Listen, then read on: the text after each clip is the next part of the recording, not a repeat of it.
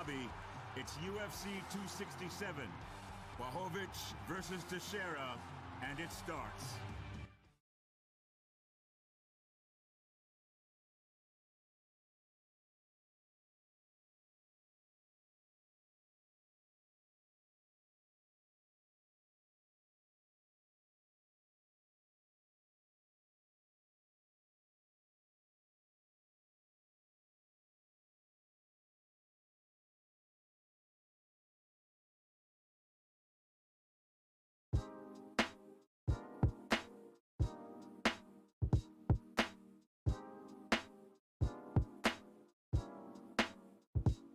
You are for Speedy. Let's go. I'll be right back. Grab a cup of water and we're set to go.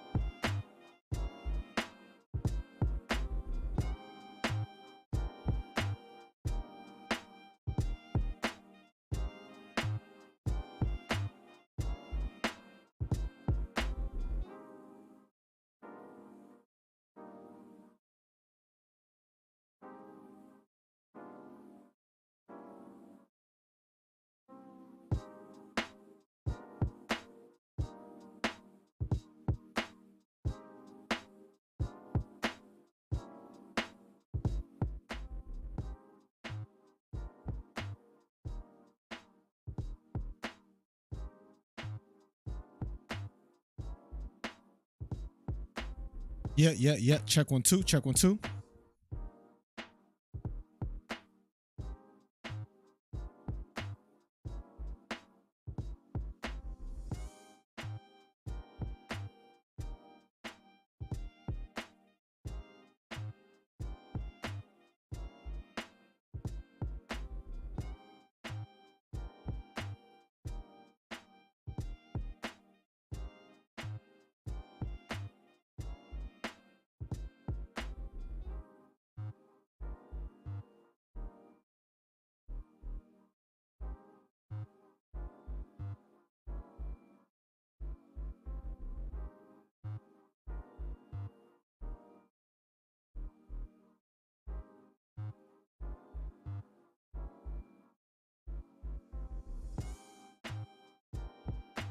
Check 1 2. Check 1 2. Making sure everything works. We're about to go live. Let's get it.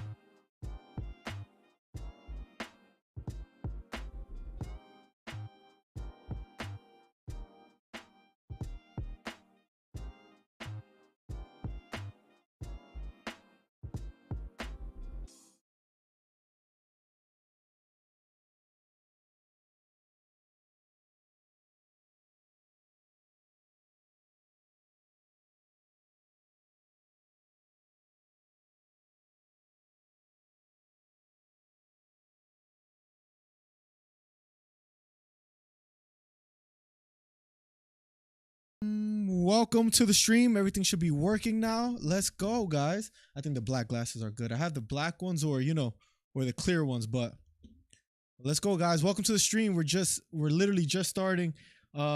Make sure you guys, let me see, hit the thumbs up, make sure you guys do that and let's get it, man. All right. I got a stream deck right now, Speedy, so I'm trying to use it. But right now it's pretty sick, man. I like it. I have it right in front of my let me see if I can move my keyboard and put this right here. Yeah, this is nice, bro. I'm just messing with it a little bit. What's up, Marcel? Welcome back, my guy. It's good to have you, man. It really is. Really is good to have you, broski. You're one of the OGs here, so let me know if everything sounds normal as far as the volume. But I'm happy, guys. I'm happy. I gotta just do one thing as far as I gotta add a source here. Give me 2 seconds. I'm just let me see, audio output capture. I don't know why this is so big. Desktop audio. Okay, so if I do this, okay, there we go. Okay, that's working. That's working. I have little things. So I have the hand clap things for when it's about to start. I'm just trying to improve the stream, so let me know what you guys think of the idea. But like, let's say if there's like a punch that lands that's really big and like the guy's hurt, I'll add this like sound effect and like while I'm talking or whatever, and there's a big shot and he goes down, blah blah blah. You know what I mean? Like that should work. That should work. But let's see. JT, welcome to the stream. Cristian, mi primo, what's up? Ya lo encontré. What's up, my guy? What's up, Cristian? Ya lo encontraste. Let's go, Christian. Let's go. Cousin. We're just trying to improve the stream. I got a second camera, so like when we go like into intermission or whatever, I gotta move here. It'll just go like to this camera right here. The quality is not that good. I'm gonna try to like mess with it because I know it's not as good as like this camera. But little by little, we're making it work. Little by little. So I hope everything sounds good in your guys' headphones. Getting started. Let's go.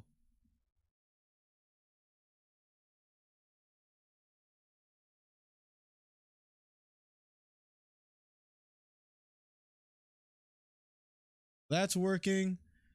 Making sure everything is open, at least what needs to be open. Snaz is open. Let me make sure my mic levels are good. That is good. But guys, there's action-packed night tonight, guys. If you're just getting here, I know I was just getting a couple things working and ready. But guys, action-packed night tonight. Magomedov Ankalaev versus Volkov, Jingliang versus Khamzat Chimaev, who's returning. Or a lot of people are excited to see how he comes back after having COVID. He was 9-0. He already broke records for only 3 fights in the UFC. And then Volkov versus Tybura. Then Islam Makhachev versus Dan Hooker. Petr Yan versus Corey Sandhagen. And Jan Blachowicz versus Glover Teixeira. So it's going to be an action-packed night, guys. So thank you for being here. Make sure you guys hit the thumbs up if you haven't already. And we're just getting started. Should be a lot of fun tonight. Okay, have a good game, Cristian. I'm excited for the fights. Me too, JT. Welcome to the stream, my guy. Where's that Ali poster? The Ali poster's right there. So I gotta hang it up. So Marcel, real quick before I'm gonna have that Ali poster right here, eventually, right? But I don't want to just have a poster hanging in the middle of nowhere. So I'm going to have the Ali poster here. And then like somewhere around here or above me, I ordered these lights that says like MillerDC. And it just looks like, the, let me see if I could pull it up real quick. Joe Rogan. Let me see if I just want to show you something real quick. Where's it showing? Do you know how, let's see if they show it. The path. Okay. You see Joe Rogan, how he has like that Joe Rogan light? Well, we're going to have one back here that says MillerDC, like right above here somewhere. So I'm excited for that, man. We're by the way, they're just giving commercials before the first fight. So we're just hanging out, guys. Thank you for being here. Oh, tonight's going to be fun, man. It's going to be a lot of fun. Yeah, Marcel. So I want to like make sure I have it like, Yo te las monto, primo. Oh, that'll be great, Cristian. If you come by, because I know you're coming soon. So I can't wait to see you, primo. It's been a while. So I guess we can talk a little bit about fighting as far as while we wait for it. As far as Jingliang versus Chimaev, let me know who you guys have. Ankalaev versus Oezdemir. Like, there's just so many fights tonight that I'm truly excited for. But let me know in the chat. What fight are you excited for most? I know it most likely will be the Khamzat fight, the Dan Hooker versus Makhachev fight, the Petr Yan versus Sandhagen, or the Jan Blachowicz versus Teixeira. So let me know which is the fight that you guys are most interested in. I'm just making sure everything is working perfect. Top videos from your channel. Trying to add, making sure everything is working as planned. Here real quick. I'm just taking care of a couple of things, making sure everything is working as supposed to.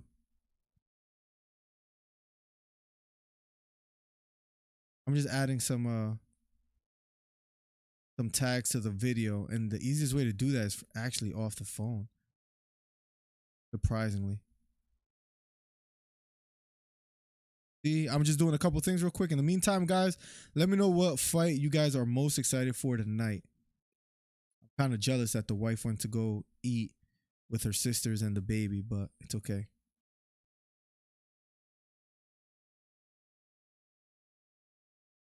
You know, since the fight is on ESPN Plus, if you guys are wondering. Oh, no, Cristian, no te preocupes que nadie de la familia está aquí. So no te preocupes. Ni Bubu ni nadie, so don't worry. Oh, Mars challenges the world. Welcome to the stream, my guy. I have Chimaev winning, the 9-0 fighter. I mean, this is his first real test. A lot of people try to discredit Li Jingliang because even though he's number 11th ranked opponent, like he has taken some losses. It was Neil Magny he lost to, and I forget who was the other fighter. But Ankalaev versus Oezdemir is about to commence soon. So I have Chimaev winning too. I actually didn't put any bets on for the fight tonight, but I probably should. If you're just getting here, guys, make sure you guys hit the thumbs up if you haven't already. And I'm loving the stream. Oh, look. This is nice. So, anyways, I bought a stream deck, something for the channel. So, give me 2 seconds. I'm gonna make sure that's the babe. That's you. Okay. Wifey just got home. So, all right, cool, guys. First fight, Oezdemir. Actually, I can put it. Oh my God, hold on. Give me 2 seconds. That should come up on top right now as far as the fighters. Give me 1 second. I want to put the fighters up top here. There we go. Okay, so we're gonna have to make this smaller, or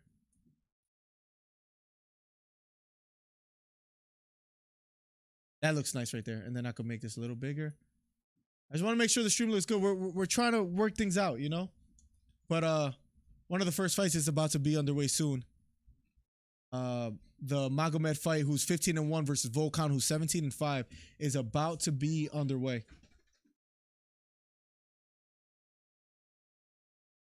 The wifey, I think, is bringing me food. Oh, she's clutch. I have a mess here. Sorry, baby. Here we go. Round number 1. Thank you, baby. Round number 1 of Ankalaev versus Oezdemir is just started. Ankalaev wearing black. Oezdemir wearing red. That smells so strong and so good. I'm going to try to eat it as soon as I get a chance. Thanks, baby. Here we go. Ankalaev stepping back a bit. Oezdemir is the one pressuring forward. Now, guys, if you're just getting here, this is the first fight of UFC 267. The next fight will be Hamza versus Lee. Here we go. Ankalaev in the middle of the octagon with Oezdemir. Oezdemir, the one pressing forward. Nice strong jab down the middle by Ankalaev. Magomed, this is a light heavyweight bout. Magomed backing off just a bit. Oezdemir, the one pressing forward. Magomed circling to his right. Oezdemir being the stalker. Marcel, thank you for coming back, by the way, my guy. Official fight prediction, Mystic Miller. I got you. All right, okay, for this one, I have Magomed winning this fight. For Hamza versus Lee, I have Hamza winning. Volkov versus Tybura, I got Volkov winning. Islam versus Dan Hooker, I got Islam. Piotr Jan versus Corey Sandhagen. I guess I'm going for all the favorites because I have Piotr Jan winning as well too. And then Jan Blachowicz versus Teixeira. Also have Jan Blachowicz. So basically all the favorites. I think it's hard to bet against them. There's always gonna be an upset. So I wonder which one I'm wrong about. But those are the picks for today. Who do you have, Marcel, winning today? Oh, George, welcome to the stream, man. Welcome to the stream, my guy. Sorry that I missed your message a bit ago. But all right, we're right to it. Here we go. 3 minutes and 22 seconds left in the first round of a Schedule 3. Oezdemir and Ankalaev. Oezdemir has his back against the cage. Magomed with a deep right underhook, trying to work from here. Little inside knee landed by Oezdemir as his back is against the cage. His left hand is framing against the right thigh of Magomed, just trying to keep knees away from him. A big left hook lands upstairs for Ankalaev. And guys, if you guys have any Josue Vargas pelea hoy, Cristian. Here we go.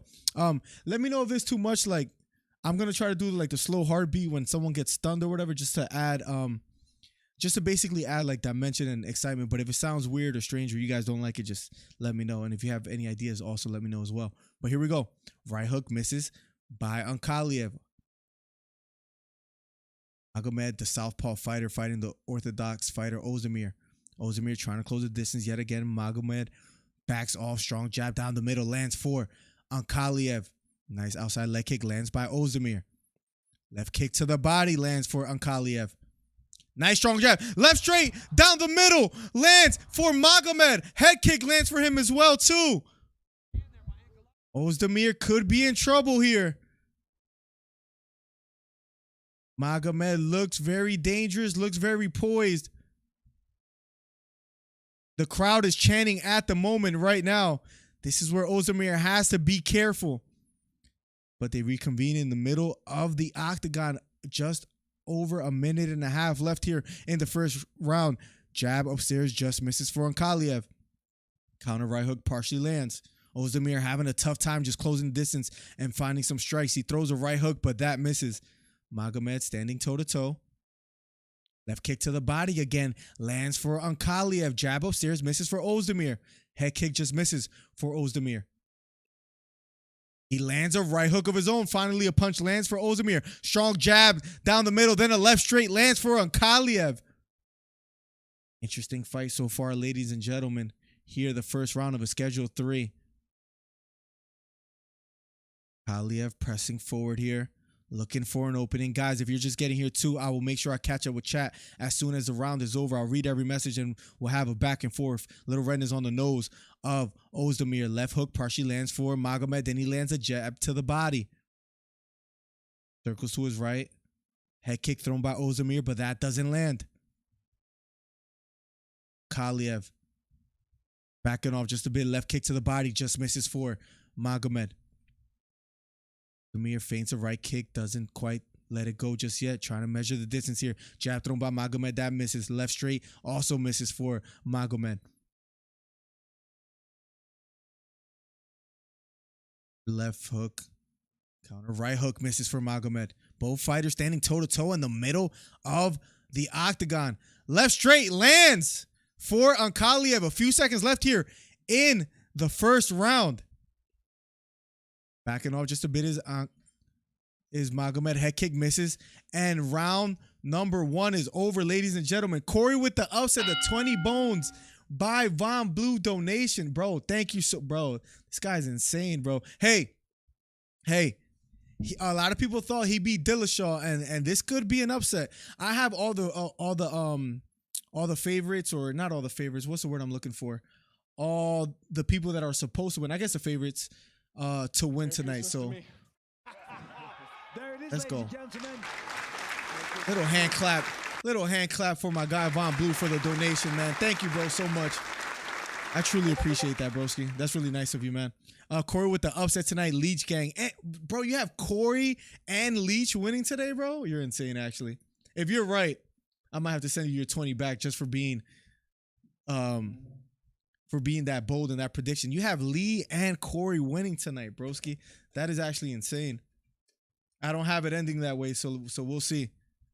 Thank you so much for the donation, my guy. That's far too kind of you. Let me make the text a little bit bigger here. We'll go back to the main screen in a second. Round number 2 will be underway shortly, guys, of Magomed versus Oezdemir. Here we go. Round number 2 is finally underway, and here we go. Oh, you guys see that box that's here. Anyways, here we go. Round number 2 of a Schedule 3. Ankalaev versus Oezdemir. Von Blue, we'll see, man. We'll see. Bro, once again, thank you for the $20, bro. Hand clap for my guy, Von Blue, man. That's too nice of you, broski. Right straight just misses for Oezdemir. Left knee to the body lands for Magomed. Oezdemir having a tough time here in the second round. Even the whole first round of landing strikes. A big left straight down the middle for Ankalaev. Ankalaev backing out just a bit. Outside leg kick does land for Oezdemir finally. 4 minutes and 20 seconds left here in the second round. Once again, thank you so much for the 20 bones, Von Blue. That's crazy. Outside leg kick partially lands for Oezdemir. I got to pay it back somehow, man. Von Blue, you've just been far too generous. Here we go. Round number 2. Head kick just misses by Oezdemir. Magomed being patient. He has dictated the pace of this fight so far. Oezdemir still being aggressive. Finally lands an outside leg kick. Both fighters standing toe-to-toe. The southpaw fighter Magomed lands a jab down the middle. Right hook misses for Oezdemir. Oezdemir doesn't seem shaken even though he's being dominated as far as the pace of this fight. Throws an outside leg kick. That leg kick misses. Magomed now the one stalking here, walking forward. Lateral movement by Oezdemir. Throws an outside leg kick. That misses. Magomed pressing forward here in the second round. Inside leg kick does land for Oezdemir. Outside leg kick now thrown by Magomed. That doesn't land. Big straight down the middle for Oezdemir, but a counter jab lands for Magomed here. A little blood trickling down the left eye of Oezdemir. Magomed feigning a jab, doesn't quite throw it just yet, but he is stalking Oezdemir. Inside leg kick lands for Oezdemir. Magomed pressing forward, the number 7th ranked fighter in the division.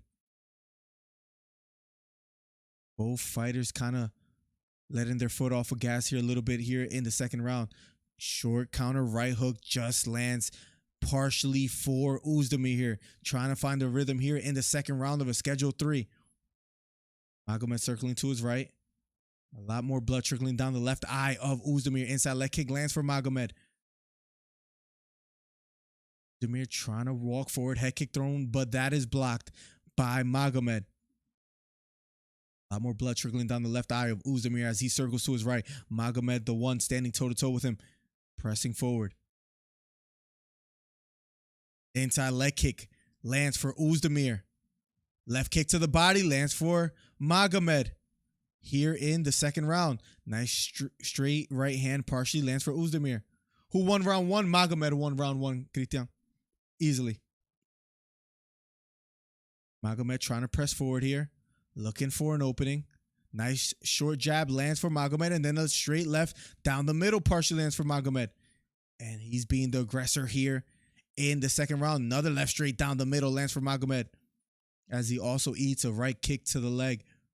Short left hook thrown by Oezdemir. That doesn't land. Guys, if you haven't already, guys, make sure you guys hit the thumbs up. Here we go. Magomed backing off just a little bit here. Trying to be patient, looking for an opening. Or jab just misses for Magomed. Ankalaev circling to his left here. Putting a pretty dominant performance, but he gets caught with an outside leg kick yet again. Oezdemir trying to press forward here, looking for an opening. Here we go. Magomed going for a single leg. Gets the outside leg trip, and he gets the takedown here. Right in the back of Oezdemir. Oezdemir finally back to his feet. Body lock by Magomed. Trying to hold him against the cage here. Just under a minute left here in the second round. Seeing if he could work from here. Right knee to the thigh for Magomed. Has the body lock on Oezdemir. Oezdemir trying to fight the hands off here in the second round. Trying to circle towards Magomed is Oezdemir. Having a tough time doing so. Right knee to the thigh again for Magomed. Just a few seconds left here in the second round of a Schedule 3. Looking for a takedown. Oezdemir's head against the cage. On his feet, but a body lock by Magomed. Short right hook to the head.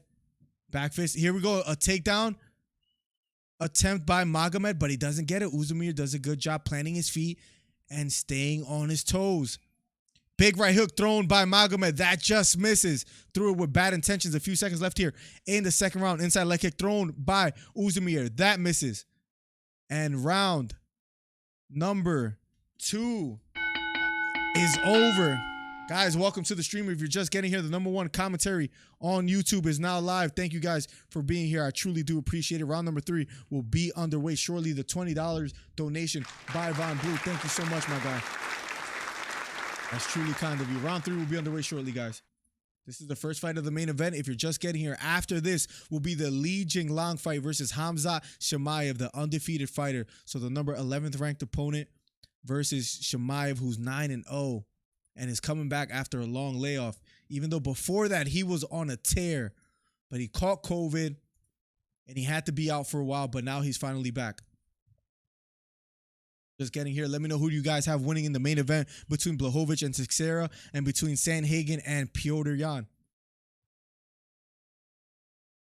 I got to find a way to sneak in a meal in a bit. But right now, I know I can't. because round number 3 is about to be underway. Cool. Guys, round number 3 will be underway shortly. It was a short check right hook that landed for Magomed. They're just showing replays of it at the moment. Just getting here. Round number 3 is about to be underway. Here we go. Round number 3. Last and final round between both fighters. I have Magomed winning 2-0, the number 7th ranked fighter versus the 8th ranked fighter, Oezdemir. But this is the last and final round. This is a final round light heavyweight bout between Magomed Ankalaev versus Oezdemir. Short jab partially lands for Magomed. Volkov trying to be a bit aggressive here. Tries to throw a right kick to the body. That misses. Left kick to the body does land for Magomed. He throws a head kick, but this time it misses. Trying to press the action here is Magomed. Oezdemir inside leg kick thrown, but that is checked by Magomed. That kick to the body thrown by Magomed. That partially lands. He's trying to press the action here in the 3rd round. Ankalaev being patient here in the 3rd round. Have him up 2-0. Head kick thrown by Oezdemir. That misses. Magomed using a bit of head movement, trying to walk forward towards Oezdemir. Doesn't let his hands go quite just yet. Strong jab lands for Magomed. Gets caught with the right hook, but then lands a right hook of his own. Both fighters looking to exchange here in the 3rd round. Magomed circling to his left. Oezdemir pressing the action here. Trying to walk forward. Jabbing the hands of Magomed. Just measuring the distance. Magomed now tries to press forward himself. Both fighters don't let their hands go just yet. About 3 minutes and 30 seconds left here in the 3rd round. Kling taking Jan and Jan.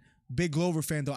Bro, that's exactly how I feel. I would love to see Glover win. Muscles from Brussels says Glover by submission in the 4th round. Bro, that's a tough one, man. Short right hook partially lands for Magomed. If he gets that submission, Muscles, that would be quite fascinating, man. I would be happy if that does happen.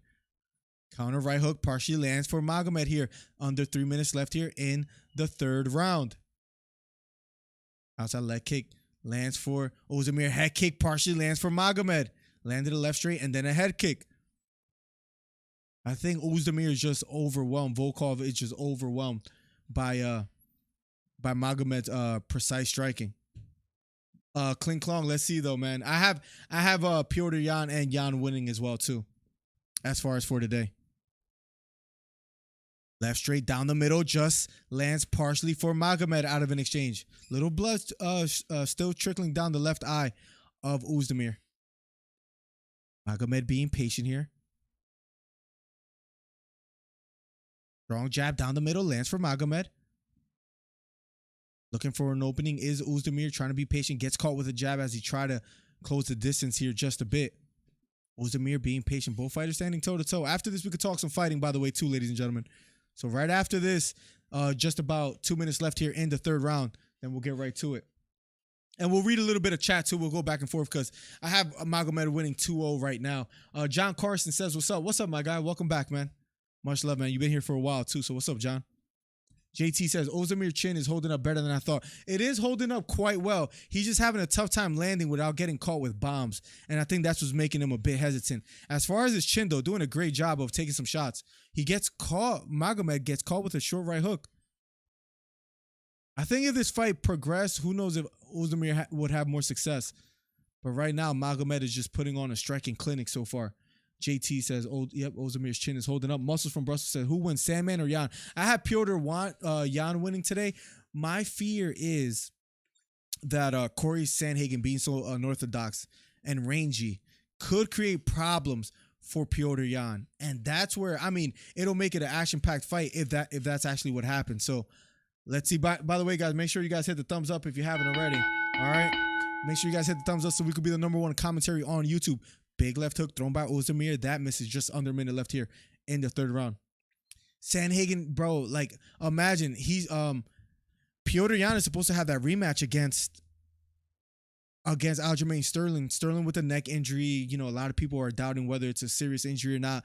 Either way, has a neck injury. Now Sandhagen steps in, and it would have been Dillashaw too if it wasn't for Dillashaw's knee injury, which was caused in the fight. But now he's out. Imagine Sandhagen, where a lot of people had Sandhagen winning that fight against Dillashaw. If he beats Petr Yan for the interim belt, it's almost like it's deserved because that fight could have went either way between Dillashaw and Sandhagen. But, double leg by Magomed trying to finish the takedown. Doesn't quite get it here. A few seconds left here in the third round. Round number 3 is about to be over. And it finally is over. The shake hands official decision will be coming up next. Now we can talk some fighting, ladies and gentlemen. I'm telling you, these Russians are taking over the UFC, bro. Dagestan and like the preliminary card and like a few of these Russians, for example, like Magomed, Chimaev, Islam is 3 of them already here, man. And then Blachowicz from Poland is gonna fight Glover. Like a lot of overseas fighters, man. It's great to see are making a name for themselves in the UFC. Oezdemir Magomedov in Bellator. There's a couple names. Christopher Duran says, well, not just boxing, great job sitting here just listening like it's on the radio. Thank you so much, Christopher. That's what I plan to do, man. So not just boxing. We actually cover UFC more because they put on more events, but we'll cover any event that we can get when we get a chance. So thank you so much for being here, Christopher. 999 says, should Sean O'Malley fight for interim if he wins? Right now, he has a fight coming up at UFC 268, I believe. Correct me if I'm wrong, where it's it'll be him versus Paiva. I think Paiva's a real threat, so he first has to win, which I think is going to be a bit tough for him. I saw Paiva fight Kyler Phillips, and Kyler Phillips looked like he was going to put out Paiva, and he wasn't able to do so. So Sean O'Malley got his hands full. If he's able to get that win, let's see what happens, because there's a lot of fights that can be made for Sean O'Malley, but right now with him having a big name, he declined the Frankie Edgar fight, which I think would have been phenomenal for him. He has a big name already, but that would have been great on his resume, but he declines it. Guess who takes it? Marlon Vera, the only guy he lost to. So a lot of things cooking up in the in a bantamweight division, which is exciting, but let's see how Sean O'Malley, how his career progresses. Yeah, Marlon Vera ranked number 13 fighter. He's going to be fighting Frankie Edgar, UFC 268. That whole division, Petr Yan, TJ Dillashaw, Sandhagen, Rob Font is going to be fighting Jose Aldo soon.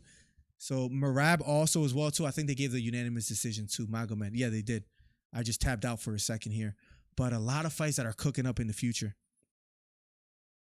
A lot of fights. The bantamweight division is one of the best divisions in the UFC right now. Besides that division, my favorite right now will probably be the featherweight as well too, with Volkanovski, Holloway, Ortega. It's just the UFC's killing it. The lightweight division is action-packed with Gaethje and Chandler that they're going to be fighting soon. Usman, Covington is going to be fighting soon. I think in a week from now. Man, that's the middleweight division too with Adesanya versus Whitaker. That should happen December 11th, I believe.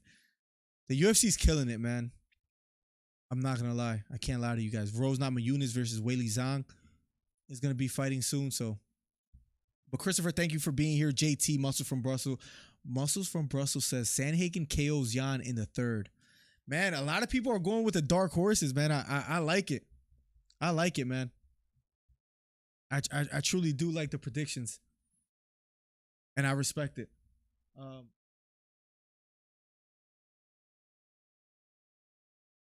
I'm trying to, improve the quality of the stream so that I can make happen. I don't know why that is not showing up. Hopefully I'll work on it soon and make it work. O'Malley is overrated, says Marcel. A lot of people believe that as well too, man. I mean, you saw what happened with him and Marlon Vera, by the way. So I think he's going to have a tough fight against Paiva. And I think depending on how he does there, because a lot of people don't know who Paiva is, if O'Malley gets past Paiva in dramatic and impressive fashion, then I won't say he's overrated. But right now, it is a valid question or a valid point, in my opinion. Clink Clong says O'Malley laughing my ass off. Islam or Dan Hooker? I have Islam winning today. I think his wrestling, especially Dan Hooker's wide stance, is going to open up takedowns for Islam. I think and he's also a good striker. Both fighters being southpaw fighters too could make it interesting. If Dan Hooker could, win some exchanges without getting taken down and keep the fight on the feet, then it gets interesting. I think he's gonna have a tough time doing so, worrying about the takedowns as he strikes. It's gonna be really tough. Islam is gonna finish Hooker by ground and pound. I could very well see that the fight finishing that way, guys. Let me just get up real quick, guys. In the meantime, I just want to fix the second camera just to give more visuals. Give me 1 second.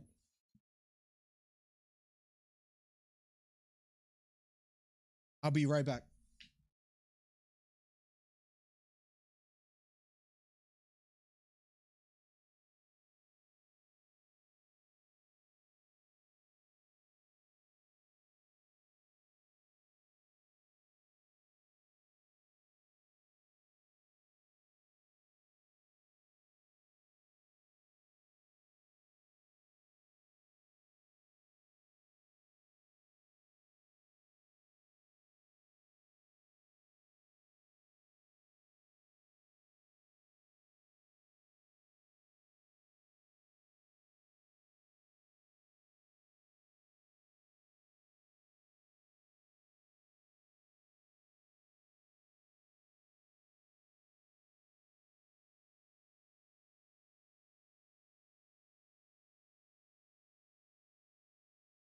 I don't think I'm going to be able to get it to work, so maybe I shouldn't just trip over it, but it would have been really nice to get that second camera to come through. Oh, there it is. There it is. Okay, cool.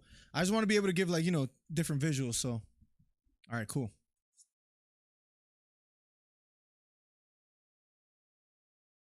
Close this guy.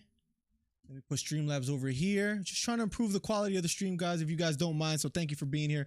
Guys, make sure you guys hit the thumbs up if you haven't already. And thank you for being here. We could talk a little bit of fighting now that we wait for the next fight. I also got to change the fighters. If you guys are just getting here, Makhachev just won by unanimous decision. The next fight, ladies and gentlemen, will be Jingliang versus Hamzat Chimaev, which is a very exciting fight. This is going to be truly a barn burner.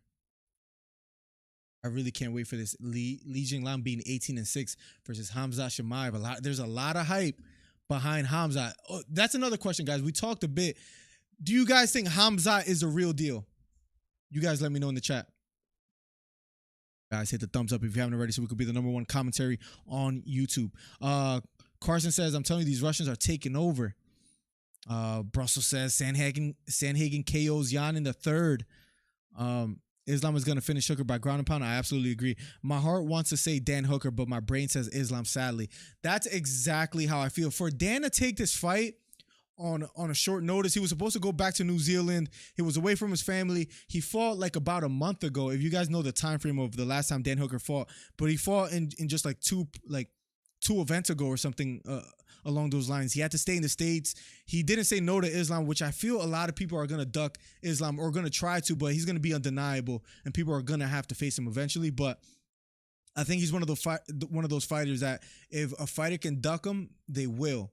So for him to say, you know what, I want the fight, #5 ranked fighter versus #6 ranked fighter, Dan Hooker wants it after just coming off a win, I think that's just that's just something that can be praised by Dan Hooker. And also, like, Islam's ground game, he didn't have that much time to prepare, right? Like, after the last fight. So for him to really take this on a short notice, to stay over here, bring his family over here in the meantime, that division is cooking up with Oliveira being the champion. He's going to fight Poirier soon. I think I'm going to go with Poirier. Then Gaethje and Michael Chandler. Beneil Dariush, the #3 ranked fighter, also is another one that I have high hopes for. I think Beneil can make his way to a title shot. Whether he can win it is another question, but Ferguson is still lingering around there, but I think we've seen the best days of Tony Ferguson. Conor McGregor, I think we've seen the best days of him. Maybe that fight should be made. I made a video about it between Ferguson and McGregor. So there's a lot of things on the horizon for the UFC that can happen. I just don't think I just think the days of the McGregor, Ferguson, and those fighters, I think those days are long gone as far as them being on top of the division. I think it's time for the Poiriers, the Chandlers, the Gaethjes. In the light heavyweight division, he's definitely going to be a threat, Carson. I absolutely agree. He put a impressive performance. Now, remember, Blachowicz is a champ at the moment. Hiri Prochaska is another one. And you know who's one that I really like, but I think he's fighting heavyweight that I saw fight not too long ago. My mind is serving me a little bit not too great. Give me 1 second. Tom Aspinall, number 11th ranked fighter, Tom Aspinall in the heavyweight division. I don't know if you guys keep up with him at all, but I think he's going to be a real threat in the heavyweight division. Just remember I said that. Maybe I'll clip this if he ever does become a champion. Dan KO's Islam in second. Oh, Hamzat making his way to the octagon as we speak. He looks excited. He looks happy. Has his fist in the air. He had a little trouble making weight. The fighter from Chechnya is making his way to the octagon. He had a little trouble making weight. Please tell me Speedy finally got unmodded. No. I'm sorry. I couldn't do it. That's the homie. Also, guys, too, I'm working on an idea while you guys are just here. I'm working on an idea where you guys could become a member and it won't be that pricey. I'll probably put it for like $2, $3 or $5, whatever. Anyways, but I'm coming up with loyalty badges for it. There have been a couple people asking me about that. People wanted to support, so just keep on the lookout for that. That'll be happening. But I didn't want to have members or like have anyone pay or anything like that when I have nothing to offer. So like eventually when we do, then I'll get there. But Neil's kind of like the dark horse of the division. I absolutely agree, Carson. I think he's one of those that can truly, if he sticks to the game plan with whoever he fights, I think he has the attributes as far as like the striking, the wrestling. He's a well-rounded fighter. I truly do like his fighting style. But is he going to be as explosive as Islam? It's one of those things where like, let's say he gets a title shot before Islam does. That might be good for him because once Islam Makhachev grabs a hold of that belt, which I think is just a matter of time, I think it could get real dangerous for anyone in the division. I think he's going to be one of those fighters who's going to be able to defend the title a good amount. But there are a lot of formidable opponents in that division as well, too. I think Islam should have fought Benil. I don't think it happened because Ali manages them and don't want these guys to... And that might be a good thing for Benil. For, like, you know, not... like, right now, Islam is just... It might be his time. It might be his time. Islam finally in the octagon as we speak, by the way, too, guys.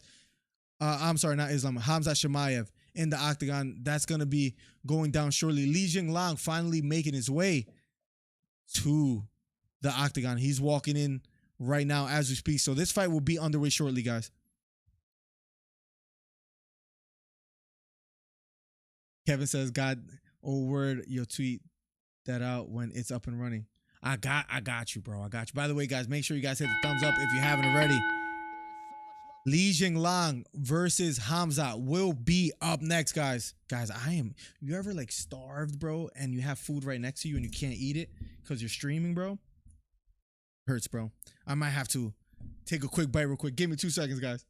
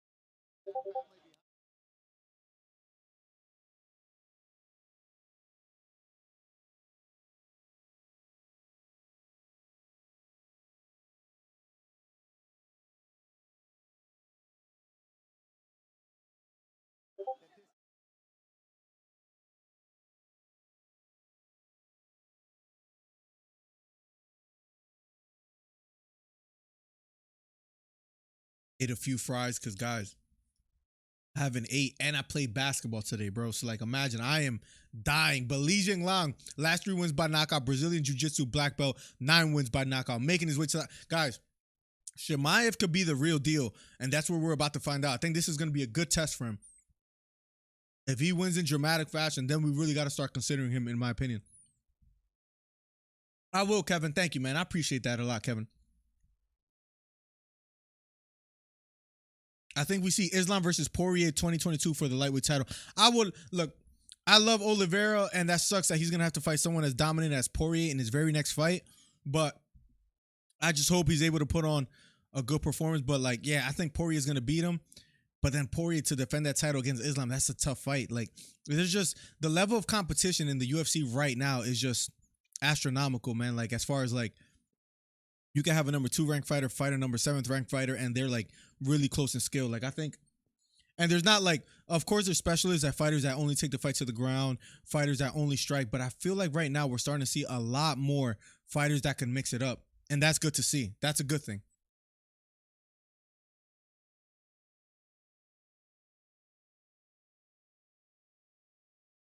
Khamzat looks focused. He looks excited, guys. I wish I could show you. Look real quick. Looks excited, guys. He's excited. He's excited. He can't wait. Remember, he's been off for like about a year because of COVID after going on a crazy run. Jingliang in the octagon as well, too. Thank you so much, Marcel. Bro, I was starving. I needed just a few fries. Guys, if you haven't already, make sure you guys hit the thumbs up. If you haven't, Khamzat Chimaev versus Jingliang is about to be underway, ladies and gentlemen. Oh, I can't wait for this. Jingliang looks focused as well, too. A real test for Khamzat.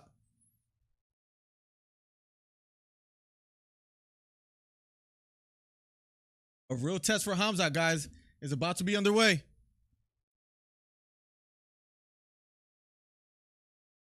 Guys, here we go. Round number 1 is now starting. Here we go. Round 1 of a Schedule 3 between Jingliang versus Khamzat Chimaev. And he goes for a double leg takedown immediately. He feinted a straight right hand. Is going towards the back. Going towards the back. Smiling at the crowd. Has Jingliang in the air. He's talking to the crowd. He's talking to the crowd as he takes Jingliang's back. Khamzat Chimaev already starting at a rapid pace. He's glued to the back of Jingliang. Short left hooks to the head for Khamzat. Trying to pull Jingliang back. Trying to get a left hook in. Jingliang on his knees. Trying to get back to his feet. Having a tough time doing so. Khamzat Chimaev on his back. Short left hook to the chin for Khamzat out of the clinch. He has a deep right underhook. Let go of the back just a bit. Jingliang trying to circle towards Khamzat. Call him Lee from now on just to make it easier. He's still glued to the back. Now has his chest against the back of Lee. Khamzat trying to pull him backwards. Trying to get a hook in. This is the first round. Just 4 minutes left in the first round. So a lot of time already. Khamzat on the back of Lee. Short left hooks to the head for Khamzat. Still has the body lock just a bit here. Maybe trying to go for a seatbelt grip. Still glued to the back of Lee. Lee trying to get back to his feet. Trying to fight the hands off of Khamzat. Khamzat still on the back, just glued. And Lee just trying to defend here. Trying to get back to his feet. Khamzat has a left hook. Throwing some hammer fists to the head. Now some short right hooks to the head of Lee. Khamzat trying to be patient, glued to the back of Lee. Remember, he's on a historic run with finishes in the first round, second round, third round. Hasn't seen past 3. Short left hook to the head for Khamzat. Still glued to the back of Lee. Lee on his knees, going towards the back now. Has one hook. Has a seatbelt grip. Lee just trying to defend here. Short right hooks to the head. Going for the choke now. Trying to dig in the choke. Lee defending here. Lee trying to fight the hands here, but he's in a world of trouble. Now Khamzat finally has both hooks in. This is where it could get dangerous for Khamzat. Corsario, thank you so much. I'll make sure I comment right back to you right after this.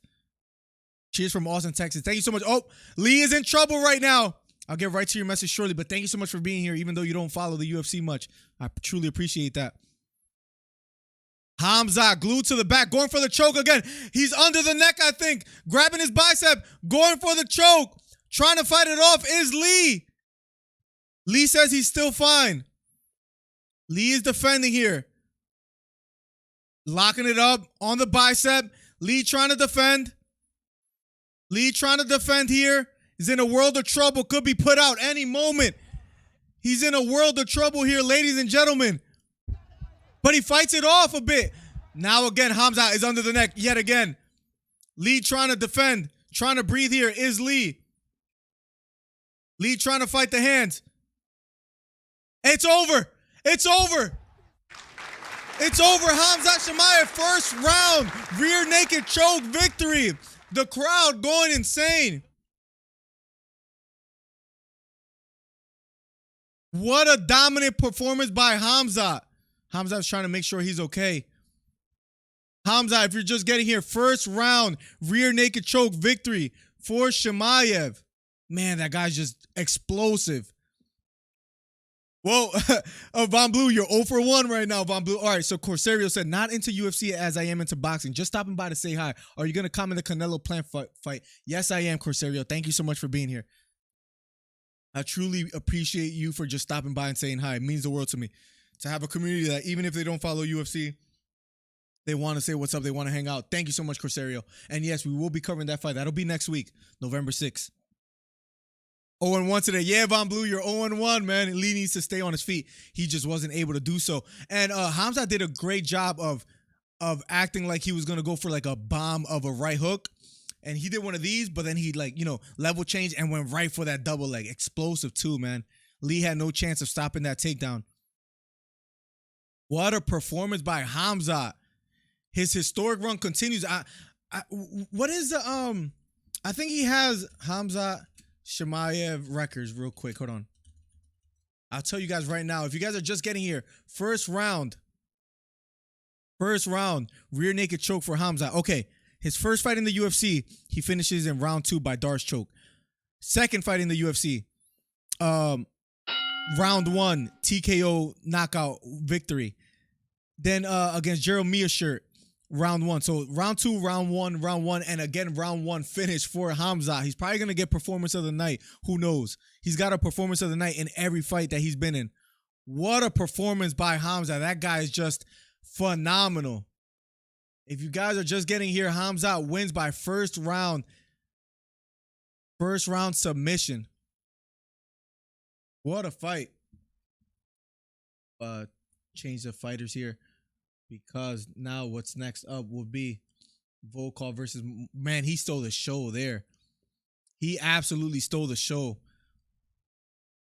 Usman, bro, if he makes his way up the ranks, JT, and he's able to see Kamaru Usman, that might be the man to dethrone him if Kobe's not able to get the job done, which will be happening. Von Blue says slow down. He is a beast, Marcel. If Kobe can't get, it's just, look, if we take a look at the rankings real quick, right? If we take a look at the rankings, let me pull it up real quick. If he beats Kobe Covington, he beat Burns. He might see Edwards. He beat him before, though. I think he beats Vicente Luque, Stephen Thompson, Chiesa. He beat Masvidal twice. Like, who do you give Kamaru? Oh, I was not supposed to do that. Who do you give Kamaru if he gets past him? If he gets past Kobe Covington? Hamzat might be one of the dark horses, man. Or not even a dark horse anymore. DC is interviewing Hamzat right now. He just screamed into the mic. He goes, woo, right into the mic. Let's go, man. You love to see it. New stars are rising, and Hamzat is one of those fighters. Wow, what a performance. I know I was saying, Miller, that Hamzat needs to beat Kobe or Leon, so I consider him legit. But now I think he can make it into the top 5 after that performance. Look, so you saw the fight. He knew exactly what he wanted to do immediately. As soon as the fight started, he feinted like a big right hand. Like he acted like he was gonna go for big strike level change, and just got right under the hips of Lee. I hope they show the takedown. He had Lee in the air on his back, right, with a body lock, looking at the crowd, going like, you guys see this? You guys see this? Like, the guy's just overly confident, and rightfully so. Gets under the chin of Lee. Lee could had nothing for him as soon as that happened.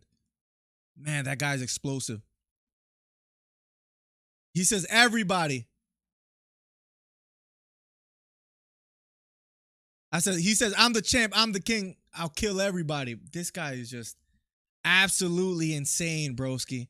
Absolutely insane. Carson, I respect it, man. Like, you could tell he's explosive. You can tell he's very explosive, man. I truly do want to see him climb up the ranks. Wow, what a performance by Hamza Chimaev. Chimaev needs a top 5 opponent next. Well, let's see who's out there for him. Let's see who's in the top 5 rankings right now. Kobe Covington, Gilbert Burns, Leon Edwards, Vicente Luque. I wouldn't mind seeing him versus and I didn't know that I took my camera off here. Here we go. If you guys see, let me actually move myself to the bottom right. Colby Covington, Gilbert Burns, Leon, like, I think he beat Stephen Thompson. Maybe you give him someone like Stephen Thompson or Vicente Luque. After that performance, you got to rise pretty high up there. He just beat the number 11 ranked fighter right here, if you guys are just checking in. Right at the bottom of the blue right there. Maybe a Bilal Muhammad, like a Neil Magny. Like, it's crazy what he's been able to do. Already, John Phillips, round 2. McKee, round 1. Gerald Meerschaert, round 1. Li Jingliang, round number 1.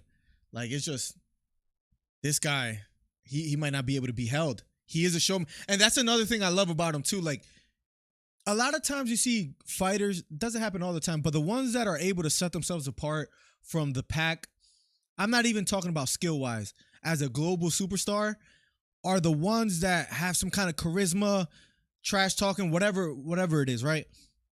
Khamzat has that. Like, he's gladly, he'll gladly take an interview. He'll gladly talk, to the press. He'll talk trash. Like, one of the funniest things he said was like, I'll eat him up. Speaking of Li Jingliang, and then Li goes, we'll see who gets eaten up at UFC 267. And you saw what he did, but he is a showman, and you love to see it, man. I can't wait to see the next fight. I think if Leon beats Jorge, they have to give him Usman. He's done enough. Oh, absolutely, Carson. He deserved the title before COVID hit. He was like on a 10-fight win streak or something along those lines, maybe 11. Leon is overdue in that title fight and deserving, but with COVID, I think he was stuck in his country. He wasn't able to come over here, and that's why he got looked over and stepped over by other fighters. But Leon has deserved it a while ago, and he kind of shot himself in the foot. I think it's a little unfair, but I get it, where when he beat Nate Diaz, he got stunned at the end where it almost looked like he was about to be put out. So a lot of people are like, oh, he almost got put out. He doesn't deserve a title fight. I think that's a little unfair, but I mean, man, like, it's one of those things where Leon does deserve it. But if Jorge beats, all right, let me paint this scenario for you, though. If Jorge beats Leon, what happens then? Guys, make sure you guys hit the thumbs up as well, too, if you haven't already.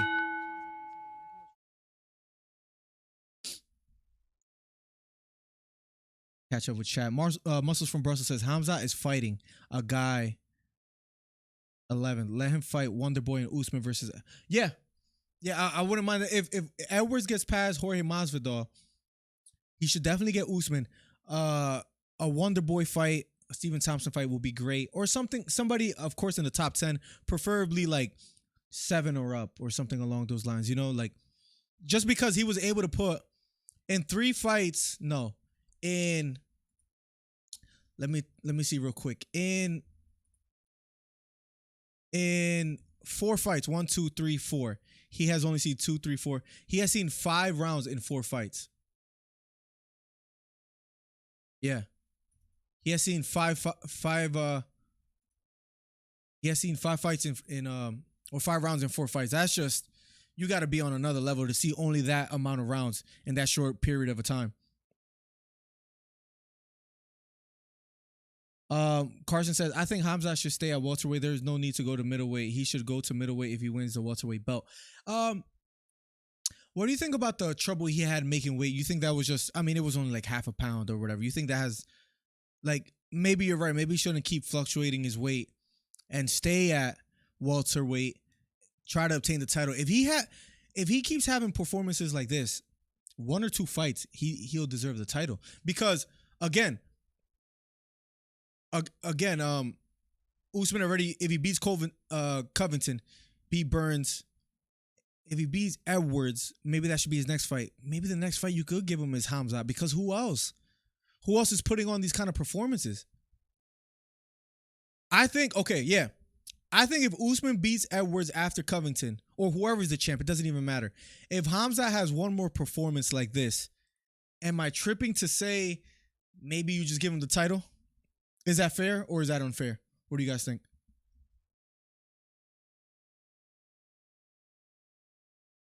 If Jorge beats Leon, I think Jorge versus Luque would be a great fight. Vicente looks sharp nowadays too. I wouldn't mind seeing that at all. I've been liking what I've been seeing. He might be due for a title shot soon as well, too. Guys, if you're just getting here, the next fight will be Volkov versus Tybura.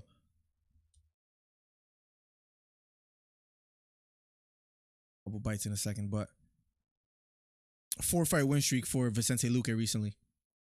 Nico Price, Randy Brown, that's right, Tyron Woodley, and then Michael Chiesa. I remember that. We covered that fight. And wow, his last 2 fights ended in the first round.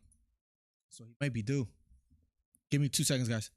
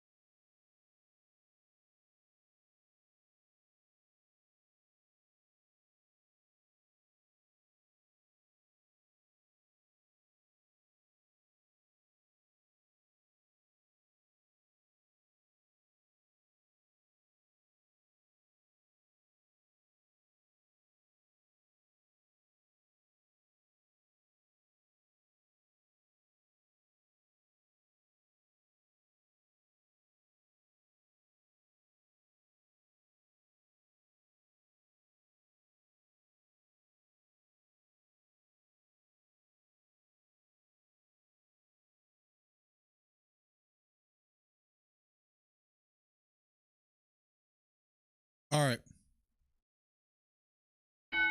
Hit the thumbs up if you haven't already. Guys, I had to eat a little bit. I was freaking starving. John Carson says, people consider Jorge a boxer. I mostly consider him a Muay Thai artist, in my opinion. Hey, I think because he has been on like interviews with like Teddy Atlas where he talks about his love for boxing and how, you know, he always was a big fan of the sport. So maybe and he does throw a lot of strikes. So, but I think you're right because his kicks are overlooked sometimes. And I don't mean that just because he knocked out like Ben Askren with a flying knee. I just mean in general. He also he employs a lot of kicks as well too. So he does have like a Muay Thai style as well too. He likes fighting out of the clinch as well. So I would agree. Volkov is knocking Tybura out with a body knee. You're calling it? All right. If that happens, I'll have to give you one of these.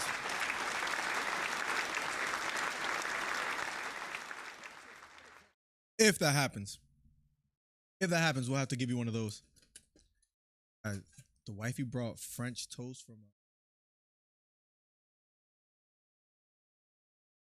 bakery thing. Oh my God. Absolute crack. And I haven't ate all day. I played a little basketball today while we wait for the fight. Basketball today. Basically, I ate some cereal. So that's really it. And then after that, I haven't like ate. So I've been on an empty stomach. That's not fun. I'm sure you guys know. So, but now we can finally cover these fights. Volkov versus Marcin Tybura is up next, which Muscles from Brussels says he has it ending with a body knee shot. So we'll see if he's right. After that, if you guys are wondering, the next fight will be after the Volkov fight will be Islam Makhachev versus Dan Hooker. Then Petr Yan versus Corey Sandhagen. And then Jan Blachowicz versus Glover Teixeira. So action-packed, guys. Action-packed, guys. Make sure you guys hit the thumbs up if you haven't already. And we're just waiting on the next fight in the meantime. John says, what do you think UFC does with Nate? We know it's not going to be Vicente or Tony because Dana already said it's not going to be them. I heard... I'm trying to remember the name. But I heard that, if I'm not mistaken, he's on like his last fight of his contract. So I think they're trying to negotiate that. And because of that, I think he's basically saying like I want more money, or he wants to be able to do boxing outside of the UFC. Where I think they're playing like a bit of mind games and like trying to negotiate his contract first. Like sign his contract, then we'll get you a fight. Like things along those lines, Carson. So who they give him next? I'm not sure. What I thought it would be Tony Ferguson, but since he said it wouldn't be him, it might be like Ferguson and McGregor or something like that, which would be kind of interesting. Maybe not. As far as with Nate, who they give him next, Nate is pay-per-view. Like who can you match him up with? I really don't know. I'm trying to look up some names right now that I might be interested in seeing him in, but it's a good question, man.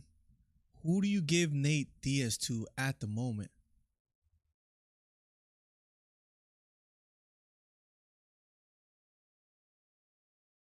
Let me see. UFC starting. Yeah, I don't know. Anything that's released right now.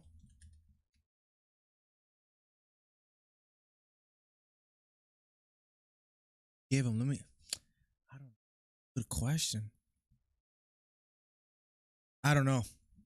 I'm not gonna lie to you. If you don't give him Vicente or um or Ferguson, I really don't know. That can sell right now.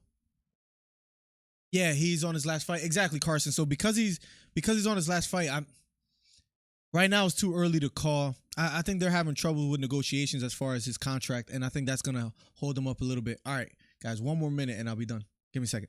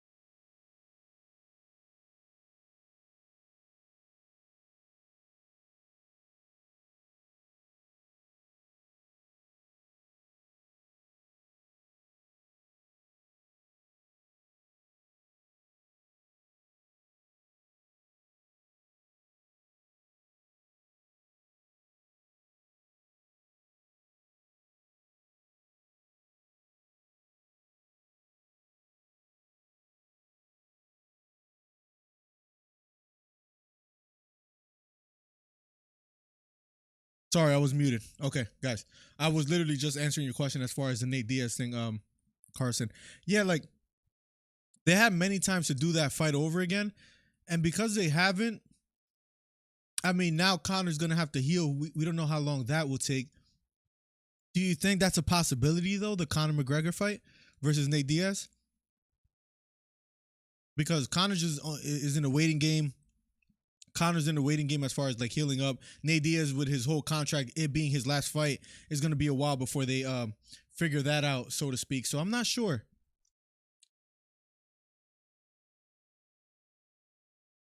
I apologize for that, Will Ryder. We fixed it. What's up? What's up, Will Ryder? Welcome to the stream, my guy. For anybody just getting here, guys, make sure you guys hit the thumbs up if you haven't already. Volkov versus Tybura is up right now. Round number 1 of a schedule 3. Volkov pressing forward, throws a double jab, then a straight right hand, but that misses. Left hook to the chin, just misses for Tybura, the smaller fighter here.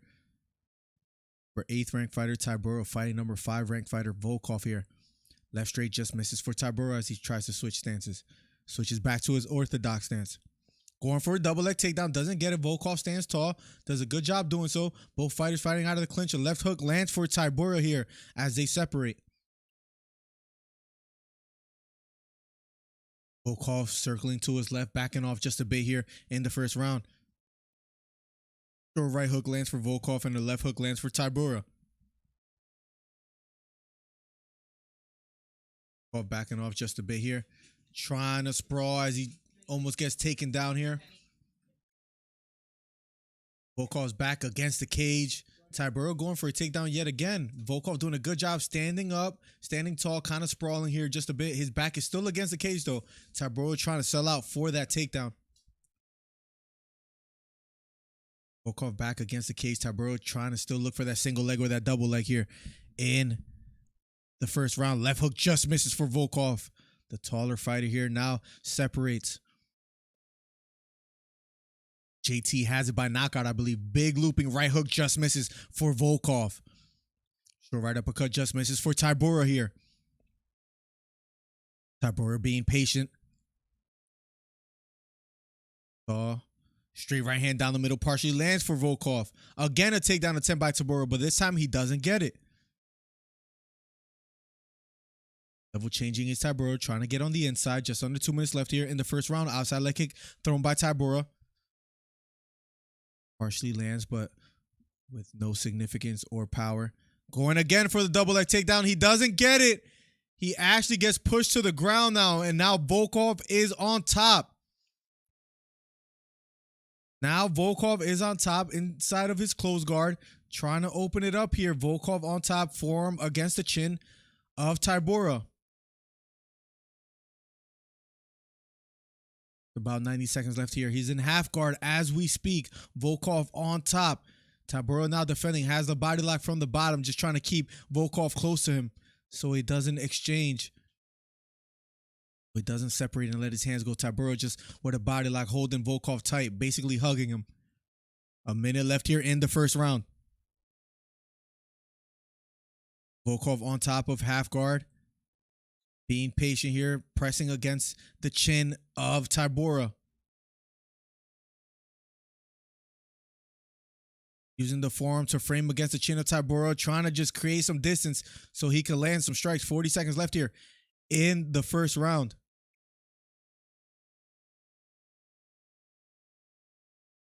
Right elbow to the chin partially lands for Volkov. He's still on top. Left hooks. Partially landing for Volkov. He's starting to apply some pressure. Just under 20 seconds left here in the first round. Volkov on top. Trying to separate here just a bit. Another elbow partially lands for Volkov. Tybura just trying to survive here with the body lock. Trying to keep him close. And round number 1 is finally over. All right, guys. Round number 2 will be underway shortly. Volkov versus Tybura. Volkov 33-9, the experienced veteran, versus Marcin Tybura, who's 22-6.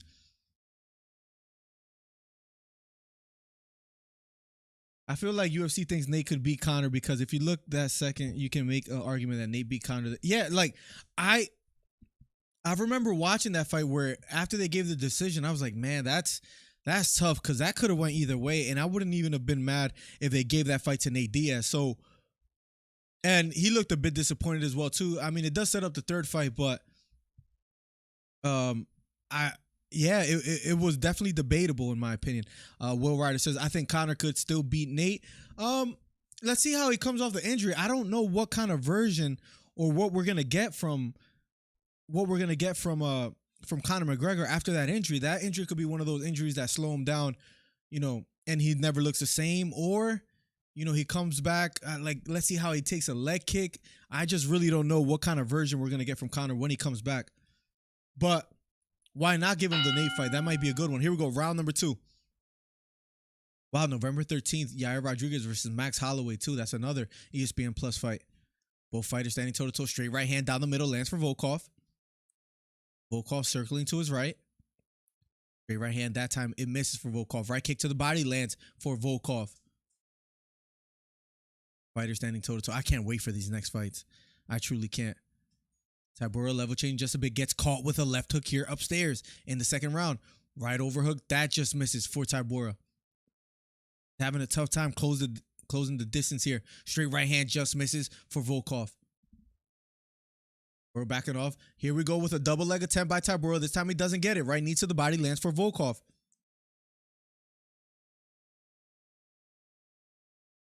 One of the commentators saying that Tybura is struggling, and that makes sense. He's having a tough time closing distance. Right knee to the head. Lands for Volkov. Tybura is still trying to close the distance, though. He's pressing forward. Just under 4 minutes left here in the second round. Here we go. Goes for a double leg. Doesn't quite get it. Right uppercut down the middle for Tybura. Finally lands. Tybura just looking for openings, looking to get a rhythm here in the second round. Straight right hand down the middle. That misses for Volkov. Tybura level changing just a bit. Keeping his left hand high. Going for a takedown. Doesn't quite get it. Straight right hand down the middle. Misses for Volkov. Tybura pressing the action, though. Walking straight, left straight. Just misses for Tybura. Straight right hand. That also misses for Tybura. Volkov just standing tall. Keeping his distance. Straight right hand partially lands for Volkov. Gets caught with a left straight of Tybura. Straight right hand down the middle for Volkov again. Tybura has taken some shots and taken all of them quite well. Left knee to the body lands for Volkov. Left straight down the middle partially lands for Tybura. And he's going for a takedown yet again. Doesn't get it, but now Volkov's back is against the cage. Has a body lock on Tybura. Fishing for underhooks are both fighters. They both separate. Head kick thrown by Volkov. That misses. And here we go. Another double leg takedown attempt for Tybura. Volkov's back against the cage. He's been trying to take him down to the ground, just having no success whatsoever so far here in the second round. Right knee to the body for Volkov. Going for a single leg now is Tybura. Volkov's back still against the cage. Looking for a Kimura lock from the top is Volkov to kind of threaten. Doesn't get the takedown. Right hook to the head. Straight right hand down the middle lands for Tybura. Doing a good job of pressuring Volkov here in the second round. Right kick to the body misses for Volkov. Tybura still pressing the action. Straight right hand misses for Tybura. Right knee to the body just misses for Volkov. Left hook upstairs just misses for Tybura, but he's still walking forward and trying to press the action against Volkov. Head kick misses for Volkov. If you're just getting here, Volkov dominated the first round, but so far in the second round, he was dominating in the first half, but now Tybura trying to change the rhythm and the pace of this fight and having a bit of success here in the last minute and a half. Straight right hand misses for Volkov. Jab upstairs lands for Volkov. Tybura still walking forward. Right kick to the body partially lands for Volkov. Another straight right hand for Volkov. Oh, let me change that real quick. I see what you're saying. Yes. Gotcha. Thank you. It was John Carson. Thank you for saying that, Carson. I just fixed it.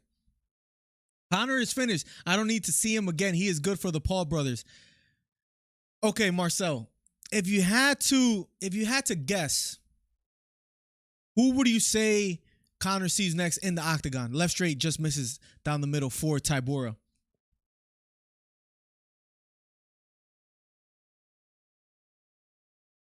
Volkov a bit slowing down just a bit. Nice short right hook partially lands for Volkov. Tybura just doesn't stay away though. He's walking forward and chasing Volkov down. Jab upstairs down the middle lands for Tybura, but then a jab lands upstairs for Volkov.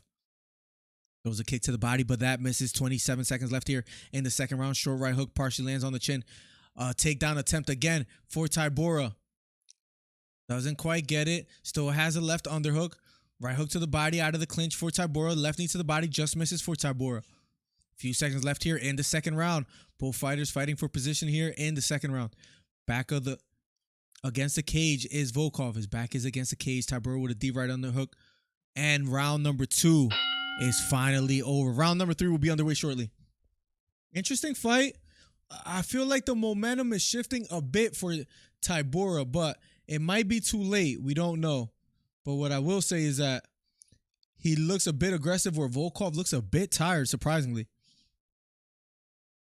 I see Conor fighting Rafael dos Anjos. I don't know about that. You think so? I'm not sure that happens next. It would be interesting. I mean, RDA was supposed to fight recently and then because of an injury had to step out. But as far as RDA, I feel like with Conor, because of his elevated status as far as like a star, he needs to be in there with another star where I feel like RDA's name is not big enough, you know, unless he wants like a comeback fight and think RDA is the type of fight to take in order to come back. But I don't know if I would advise that for Conor. By the way, guys, if you're just getting here, hit the thumbs up if you haven't already. Thank you so much for being here. Round number 3 will be underway between Tybura and Volkov. And then, guys, we have still an action-packed card. Islam versus Hooker. Petr Yan versus Corey Sandhagen. Just so many fights. Here we go.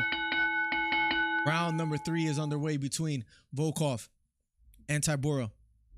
Somebody tweeted 1919 after 2, which I almost have to agree with. It might be tied. That second round, if anybody's watching in the chat, let me know who do you guys give it to, whether it's Volkov or Tybura. I think I will lean towards Tybura, and he's the one that's pressing the action right now. Short right uppercut lands for Tybura. Another right hook to the chin lands for Tybura. Volkov is backing off just a bit here, looking for an opening. Toe-to-toe are both fighters. Left hook over the top lands for Tybura. Left straight down the middle lands for Volkov. 4 minutes and 10 seconds left. And again, Tybura goes for the takedown, has a deep right underhook, seeing if he can work from here. I wouldn't mind seeing that fight. That would be a striking, like, the way they would go back and forth, like striking wise, that would actually be a little fun to watch. I'm not mad at that. I wouldn't mind seeing that. And Hooker's a big enough name. Let's see how he performs today, right? Right straight down the middle again for Volkov. Tybura going for a takedown. Wasn't able to get it. 3 minutes and 37 seconds left. Throws a straight left hand. That misses for Tybura. Volkov still trying to press forward here. Volkov backs up. Volkov is being left straight down the middle. Lands for Volkov. Left jab to the body now lands for Volkov. Then a straight right hand down the middle lands for Volkov again. But Tybura keeps pressing the action, keeps walking forward. He keeps trying takedowns and it's not working for him at all. Left hook thrown by Volkov. This time it doesn't land. Jab upstairs thrown by Tybura. He's starting to look a bit winded in my opinion as well too, but he's walking forward. Left straight down the middle. Misses for Tybura. Volkov backing off. Circling to his left. Head kick thrown by Tybura. That misses. Right kick to the body. Partially lands for Volkov. How do you guys have it so far in the third? Right now, I think it's pretty close in my opinion. Volkov did land the more significant strikes here in the third round. Muscle says, Conor versus Nick Diaz would be crazy. Oh, bro, if that fight actually got, like, made... It's one of those fights, like, is it meaningful as far as title contention? No, absolutely not, but people will buy it. Left straight down the middle, lands for Tybura. And Nate versus Colby. I have Colby dominating Nate at this point in his career. Colby's a good fighter. I mean, a lot of people hate him, but as a fighter itself, he's respected. I think he beats Nate Diaz in my opinion. Outside leg trip by Tybura. He doesn't get it. Now Volkov glued on the back of Tybura has a body lock. Just under 2 minutes left here in the third round. I know my timer's a little bit off, but here we go. Body lock by Volkov. Tybura trying to circle towards Volkov, is able to do so.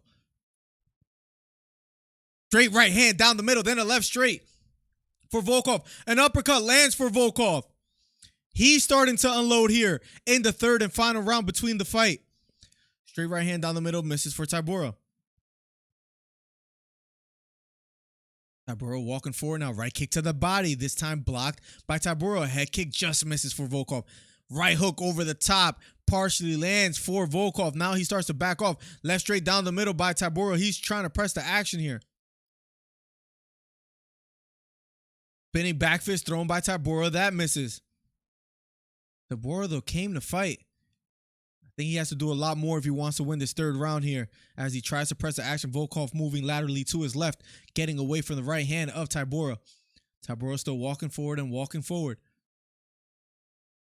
Left straight down the middle, just misses. A straight right hand partially lands for Volkov. Now Volkov's back against the cage, just under a minute left here in the third round. John Carson says, the question is, what does UFC want to do with Conor? Do they want Conor to fight another star like Nate Diaz or top 5 opponent to get him to title contention? Any fight with Conor is going to be big. I think they more want to match him up with a star. If I'm the UFC, that's what I think I want to do, in my opinion, Carson. You let me know what you think. But I think I would want to get him like a fight with another star because title contention is going to be rough. Straight right hand down the middle lands for Volkov. Straight right hand down the middle again for Tybura now. Just a few seconds left. Let's see if any of these could close out in dramatic fashion before the fight is over. Right uppercut lands for Tybura. I think Volkov did enough here to win the third round. Straight left hand misses and the fight is over. It'll officially be going to a decision shortly. So guys, wait on it.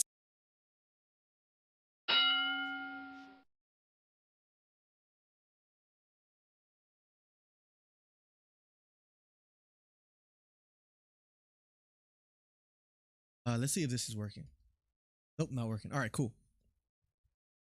Question is, yeah, I'm not saying Kobe is a huge star. The reason why people buy his fights is because they want to see him lose, especially the casuals, because they don't get the gimmick. Bro, speaking of the gimmick, right? The next fight will be Islam Makhachev versus Dan Hooker. That's the fight I truly, truly can't wait to see. And that'll be up next. Let me start this. Can you just plug it in the USB port right there? Look, right over here. I don't think they'll see you if the food was banging, by the way. I finished it. Okay. Huh? There's 3 more fights, so probably like in about an hour and a half or so. You think you can fill that up? I'll come get it. Yeah. Baby. Bro, I completely agree that it's a gimmick, Carson. I 100% agree. It's a gimmick. And remember, I'm making a video of it and I still haven't finished it, where Colby against before the RDA fight, the UFC was going to cut him even if he won or lost because he wasn't a draw. So what did he do? He started doing the whole Trump thing, the whole, like, he was doing a gimmick. He said, I needed to do something. Thank you, baby. He said, I needed to do something in order to stay in the UFC. And that's exactly what he did. He put on a persona. People hate him. Now people want to watch him. Then he had a classic fight with Usman. They gave the win to Volkov, rightfully so. He wins. Guys, the next fight will be Islam Makhachev versus Dan Hooker. Ryan, welcome to the stream, my guy. Thank you so much for being here. Anybody that's new here, make sure you guys hit the thumbs up if you haven't already. My man Ryan in the building. It's totally a gimmick. Now, when it comes to pure skill, Kobe is special. I believe Kobe is really that special. So, I don't blame him for doing the whole persona, the whole gimmick. What do you think about, like, fighters taking that route? Because was his hand forced? I'll let you answer, Carson, before, like, I keep giving my thoughts. But like, do you think that's something fighters should do or have to do sometimes? Like, is Kobe's gimmicks or his whole persona justified, or is that just unacceptable? Matt Sharp says, Conor would be an easy fight for Hooker. Dan handled Dustin's power for 5 rounds. That's true. And Conor has proven he can't handle power like that. I think Hooker and Dustin have similar power. I might even edge the power to Hooker. Poirier is more like I feel like more like a volume puncher, and he just weighs on you, and he's durable. Last 5 rounds, he kind of like, remember, I mean, then again, Max Holloway could take like almost any punch. But yeah, I think it's one of those things where I might edge the power to Hooker a bit, in my opinion. Matt Sharp, thank you for coming to the stream, by the way. Who would you give Conor to next after him trying to heal up? Like, what's the next logical or reasonable fight for him? Colby has the tools to beat Usman. Look, wrestling, he's pretty even with Usman. Striking, Usman has gotten a lot better. I think there's one factor that makes Usman the favorite, and why I would think Usman would win the rematch. And that's simply power. When he lands, it's just a lot more power than when Colby Covington lands. I don't think Covington has power like that, like Usman. And that's why I think he's going to struggle next week. I can't wait to cover that fight, guys. Make sure you guys are here. I really can't wait to cover that one. That's another stacked card, by the way, too. That card right now, if my memory serves me right, November 6th, and I'm pulling it up right now. That's right. Rose Namajunas versus Weili Zhang. Remember, that's another rematch, too. Rose beat her for the title. I thought Esparza was going to get the title shot versus Namajunas, but they gave it to Zhang as a rematch, even though she got knocked out in the first round. But she has a whole country behind her. She's more marketable, so it makes sense. That night as well, too. Oh, all right. Real quick. I'm going to use the restroom real quick. I just want to ask you guys one thing, because I feel like nobody really answered it much. I'll ask you guys one thing. Wow, Rose will lose. I think I have to disagree with you. One question. Who wins between Gaethje and Chandler? Let me know what you guys think. I'm going to use the restroom real quick, and then after that, I'll come right back down, and then there will be no more breaks. Let's go.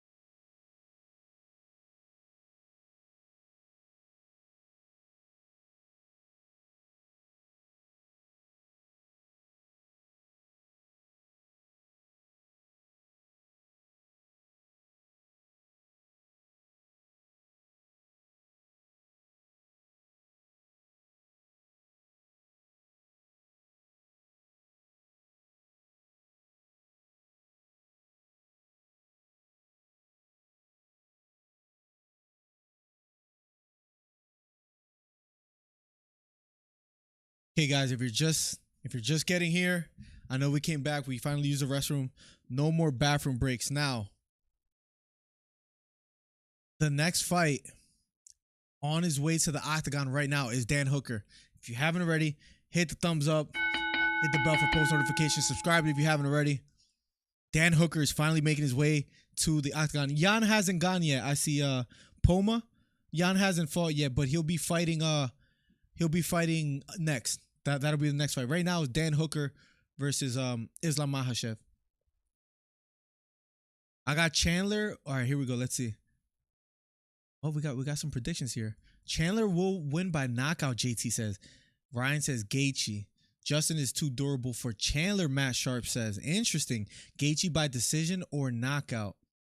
I got Chandler by first round KO. Impossible for Gaethje to get finished first round. Laughing my ass. I think Gaethje, but I went on Chandler's record. He has like 7 submission wins, and it seems like Gaethje struggles in jiu-jitsu. He does. But I think he's gonna have a tough time taking down Gaethje as well too. Right now, real quick, I'll say I'll be honest. I think I have Gaethje winning. I think Gaethje, like with the whole Trevor Whitman group, him, Rose, Usman, I think their striking is that elite. I think he's gonna be able to keep the fight to the ground, and I think he'll outstrike Chandler, and I think he'll win, possibly by knockout, in my opinion. Stephen Patty. Before I read your message. Gaethje is overrated. Chandler handles him easily. We'll be here next week because if I'm wrong, you guys could just roast me. I think Gaethje has elite level striking, or maybe he's just overrated because how he looked against Ferguson. But Ferguson might have been washed up already, and we just didn't know it. We didn't see it. I don't know. I don't know, Stephen Patty. Welcome to the stream, though, man. Chandler has a power advantage. Chandler's explosive, man. You saw the war that he had with Oliveira, and he got a title shot quickly. I mean, that whole lightweight division is just phenomenal right now. But let's see. Like I said all that before I read Patty going, yeah, Gaethje's overrated. So like Gaethje got this secured. I have Gaethje as well too, Ryan. I do. Carson says, or maybe Gaethje has good jiu-jitsu and Khabib was just that.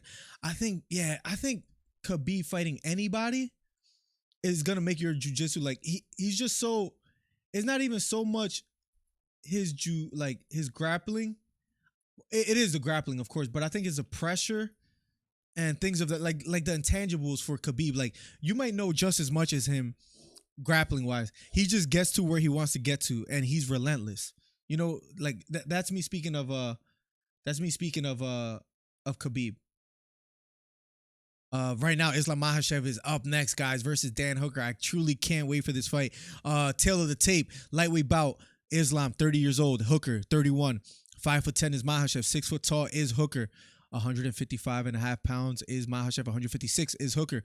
The reach advantage goes overwhelmingly to Dan Hooker. 75-inch reach to a 70.5 reach. So about a 4.5 reach advantage for Dan Hooker. That is about to be underway, guys. If you haven't already, hit the thumbs up, guys.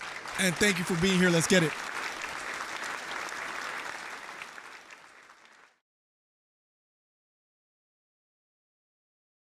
Oh, this is going to be good, ladies and gentlemen.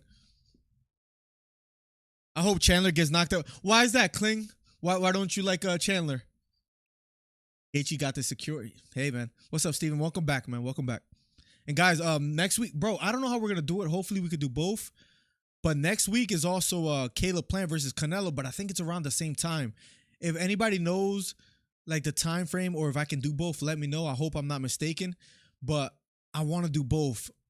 If I had to pick between the Canelo fight, Canelo versus Plant, or UFC 268, I'm not gonna lie, I might lean towards UFC 268 just because of the history of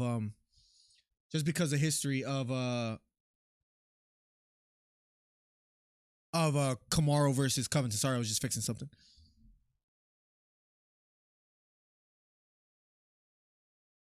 All right, guys, it's about to be underway. Round number one. Round number one is about to be underway. Guys, here we go. They touch gloves. Round number one between Makhachev and Hooker. Both fighters standing toe-to-toe in the center of the octagon. They're already chanting for Islam, it appears. Dan Hooker standing toe-to-toe. Both southpaw fighters here with their right foot in front. Islam feigning just a bit here, trying to close the distance here. Dan Hooker measuring the distance with his left jab. Circling to his left, Islam backing off just a bit now here before pressing forward. Both fighters touching each other with the left jab. Nice strong jab upstairs. Lands flush for Islam. He lands a right hook and then gets the double leg takedown. Now Islam is on top. And this is what we're used to seeing, ladies and gentlemen. Islam was already about to get into top mount. Dan Hooker has to be careful here. Short right hooks to the head. Dan Hooker on the bottom here. A lot of time left in the first round. This is where Hooker has to be careful. This is exactly where he didn't want the fight to be, and a lot of people were worried about is Hooker being on the ground if he gets taken down, and that's exactly what happened. Now Islam on top in half guard, trying to break the guard of Islam. Islam heavy hips on top of Hooker. A lot of pressure hugging the head here. Maybe trying to push towards side control, but for now he's just framing against the face of Hooker. Is content with controlling him on the ground. 3 minutes and 30 seconds left here in the first round. Hooker on the bottom. Islam on top, has head control. Posturing up just a bit is Islam, trying to create some space to maybe land some strikes here.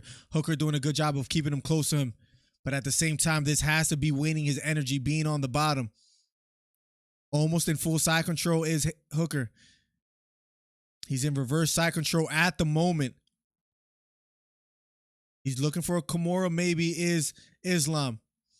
Pushing against the arm. Dan trying to defend here. Looking for the Kimura is Islam. Maybe trying to use it for a transition. Going for the Kimura now.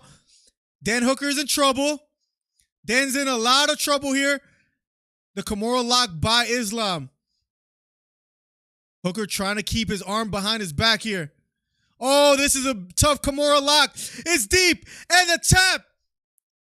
And it's over. First round Kimura lock win by Islam Makhachev. Wow. First round Kimura lock win for Islam. That's where a lot of people were worried about. Dan Hooker looks very disappointed. Just like that, ladies and gentlemen, it's over. Let's see. It was a right hook that landed upstairs and then right into a double leg.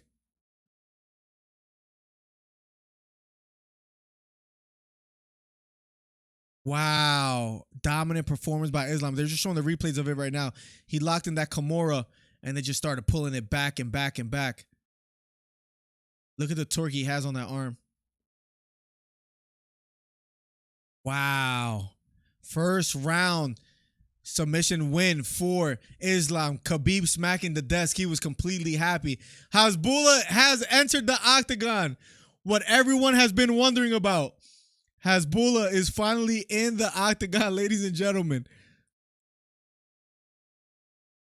Shaking the hand. Hasbulla hugging Khabib. Oh, they went to commercials when they put Hasbulla in the octagon? Come on, man. Here we go. 2 minutes and 25 seconds into round number one. Hasbulla in the background, guys. Look, real quick, guys. Look. See Hasbulla in the background real quick? I had to show just a little bit of it. Haters got to recognize he's just so dominant, man. Islam smiling at DC. Islam Makhachev, winner by submission, Kimura, round one, 2 minutes and 25 seconds in. Being interviewed by Daniel Cormier at the moment. Wow.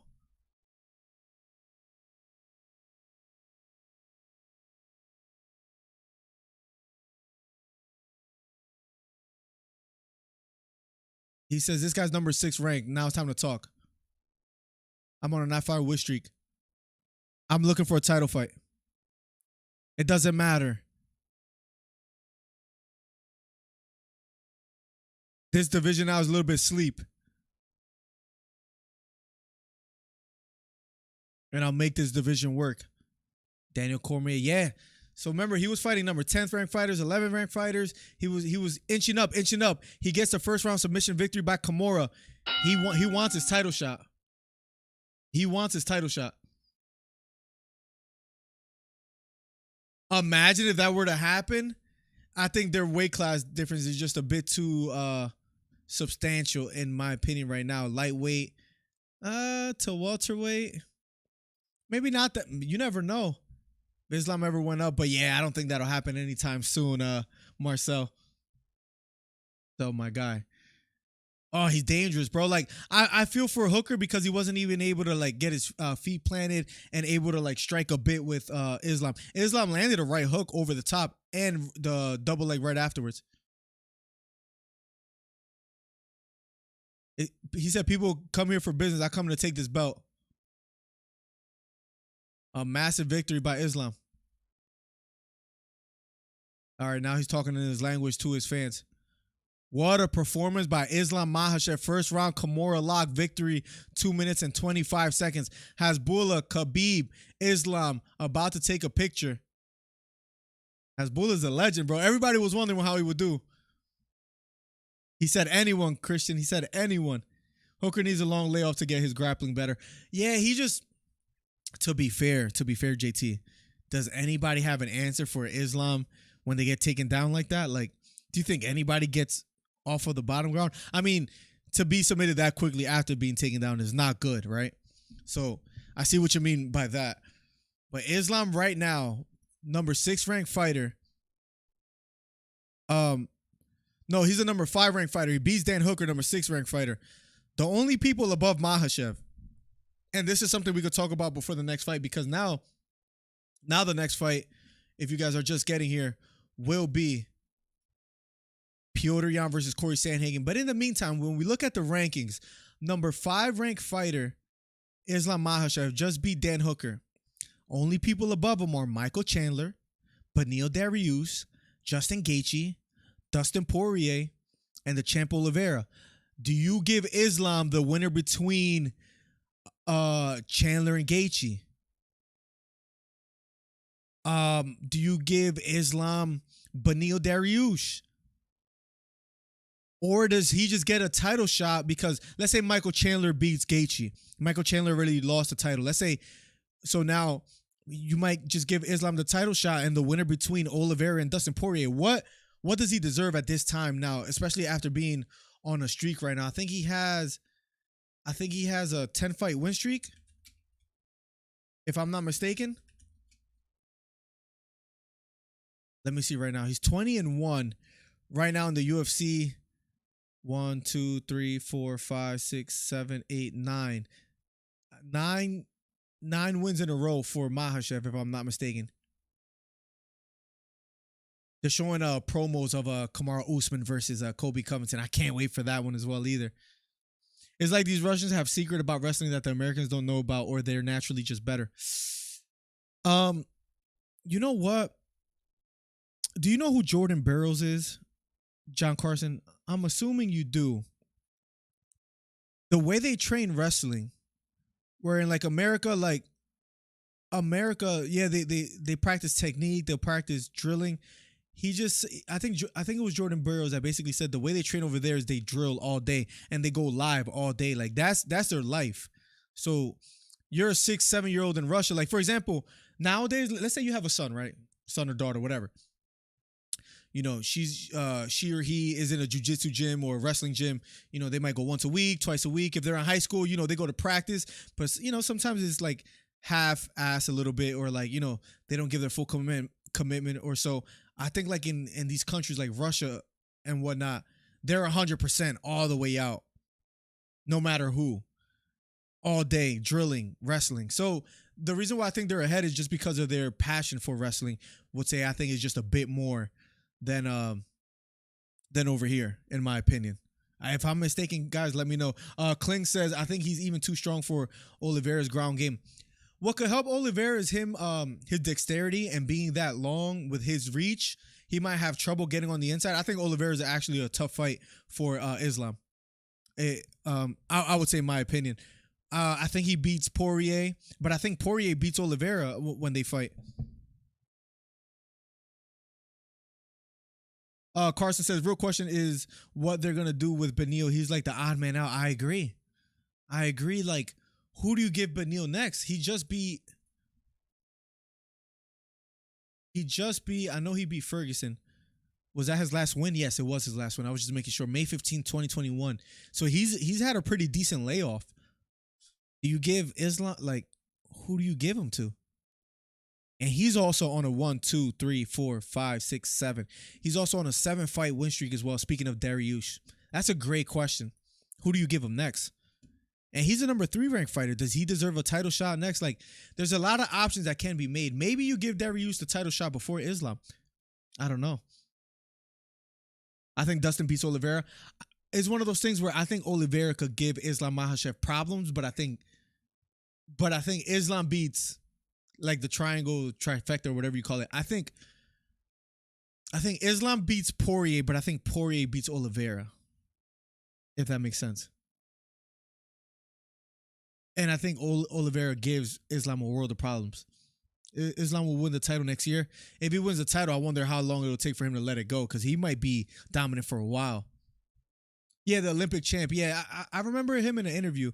Like, I really look up to him just because of like the way he carries himself. But yeah, like he was just talking about an interview as far as like the way they practice wrestling compared to the way we do, and it's just different. Good matchmaking, pretty decent wrestler, and can handle Islam. Speaking of Michael Chandler International, welcome to the stream, by the way, too. Guys, if you're just getting here, guys, also make sure you guys hit the thumbs up. Helps the channel out immensely. Thank you so much for being here. But yeah, it's one of those things, like the lightweight division is just, you know, now when you go after the top 5, like Dan Hooker, Tony Ferguson, RDA, Conor McGregor, for any of those guys to make their way up is going to be a bit tough.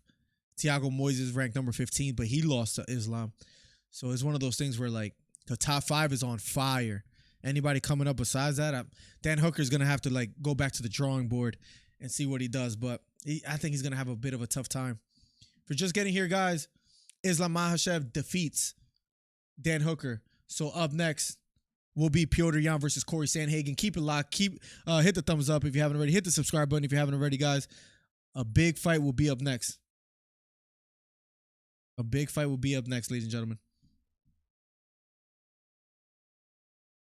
Oh, you think he can handle Islam? You're speaking of Dariush. Wow. I'm taking Charles over Dustin. I'm taking Dustin over Charles, but Oliveira's, man, like, to be almost put out by Chandler, to come back and then put on the performance that he did, you might not be mistaken. You might not be wrong in your assessment, bro. I'm not mad at it. I don't know if I was disappointed either, International. And I don't mean to disagree with you about everything on purpose, I promise you. But it's one of those things where, like, because he was able to win the way he did. Now, if you look at Khamzat's record real quick. If you look at Khamzat's record, even though it ended fast, because of the way he's finishing the opponents, I did want to see him strike more and things of that nature. But look, in 5 fights, first fight, 2 rounds. Second fight, 1 round. Third fight, 1 round. Fourth fight, 1 round. That's just, he's only seen 5 rounds in 4 fights. Like, who knows what his cardio is like, because he hasn't got past the second round once he's been in the UFC. So the way he ended Li Jingliang too as well, by as far as like level changing after throwing like that big looping right hook, I think it was, to get the takedown, get the choke. He just looks strong, man. It's just one of those things where, like, he's another one that if Kamaru gets past Covington, who do you give Usman to? That's a threat. The only person out there might be Chimaev. That's a formidable opponent in my opinion, because I think Kamaru beats anyone in the top 10 at the moment. I think he just blows by them, actually. He's levels ahead in my opinion. I think Hooker should move up a weight class. If he moves up, it's going to be a bit tough for him. I don't know. He's stuck between a hard and a rock. What was that? A rock and a hard place where it's just, I don't know. If he goes to welterweight, he's going to have a world of trouble too. I mean, a little bit less wrestling, I guess, if you think of names like Masvidal, Chiesa, Thompson. Might do good against Thompson if he went up. But Sensei Luke, I think he has troubles with. He is 6 foot tall, so that might be a weight that he can make. That might not be a bad idea. It's scary. International says, it's scary how all these Dagestani Russians and Chechen guys are step by step taking top 3 in each division. Let's look at it. Lightweight, light heavyweight with Hiri. Where's Hiri from again?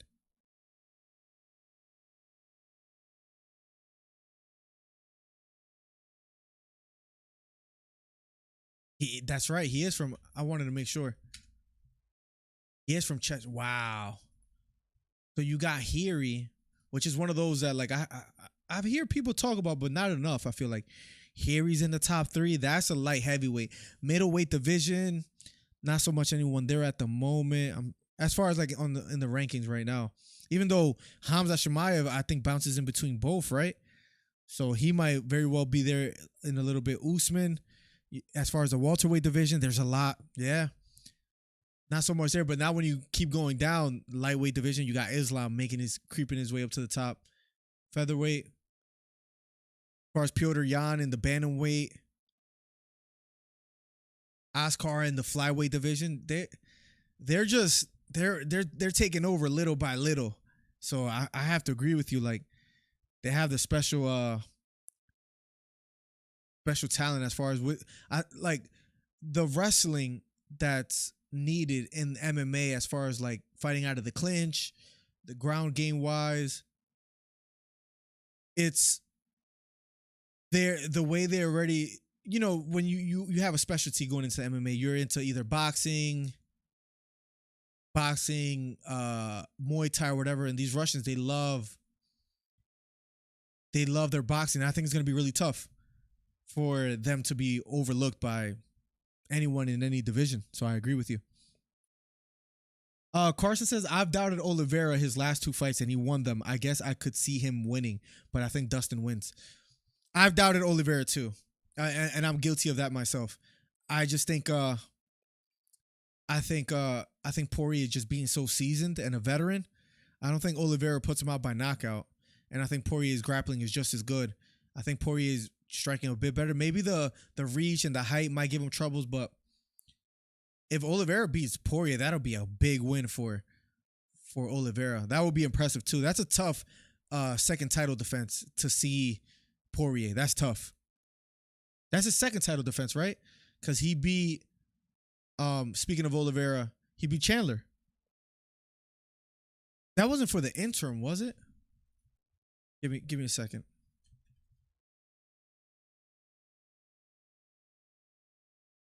Give me 1 second. Was that fighting for the Oliveira was for the title? Yeah, no. So it was for the title. So that was like, yeah. That was just for the vacant title. Yeah, for a title defense, the first one to be Poirier. That's tough. Just because he's so well like seasoned, You feel bad for Hooker? Tony Ferguson fight might be good for him. I feel bad for him too, but like, even though he has a lot of losses now he's 21-11, but because he was able to take these fights at a short notice, I think that's gonna fare well for him, and I think the UFC is not gonna give up on him, even though he lost. The Beat is another one. The Beat is another monster.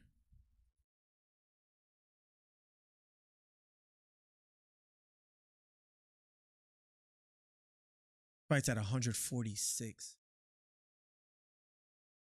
Second, where is he at on the rankings wise as far as number wise? Yeah, Zabit is on a tear right now. First 1, 2, 3, 4, 5, 6 fights in the UFC. He's 18-1. Zabit, that's right. He just beat Qatar not too long ago. And Jeremy Stevens. He's on his way up too. That's another one, man. There's just so many there's so many promising like people that are rising in the UFC. Guys, if you're just getting here, Corey Sandhagen versus Piotr Yan will be up next. That will be up next, guys.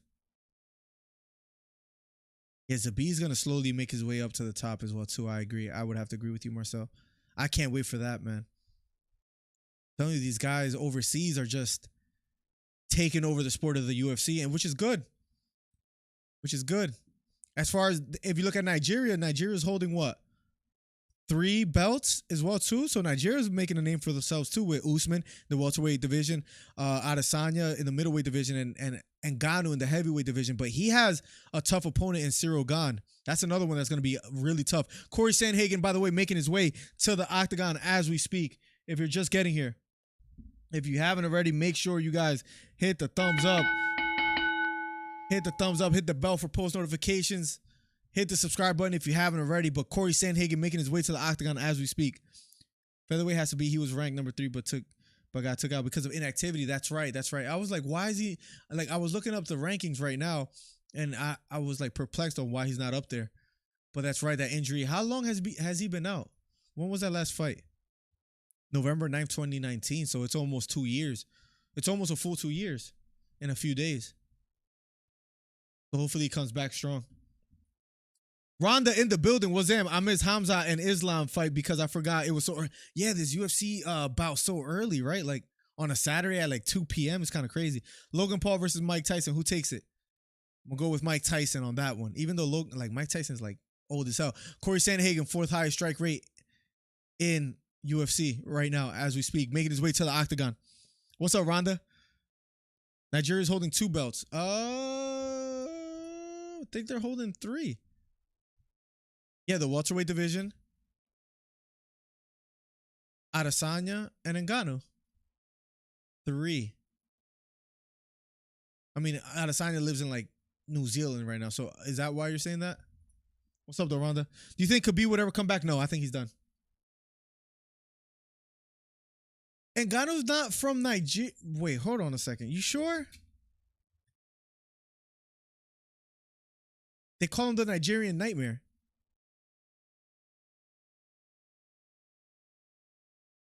No, I don't know. No, he's from freaking Cameroon. You're right.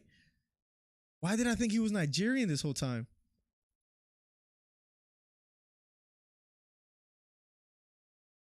Nigerian New Zealanders, Adesanya called. That's funny. I'm tripping.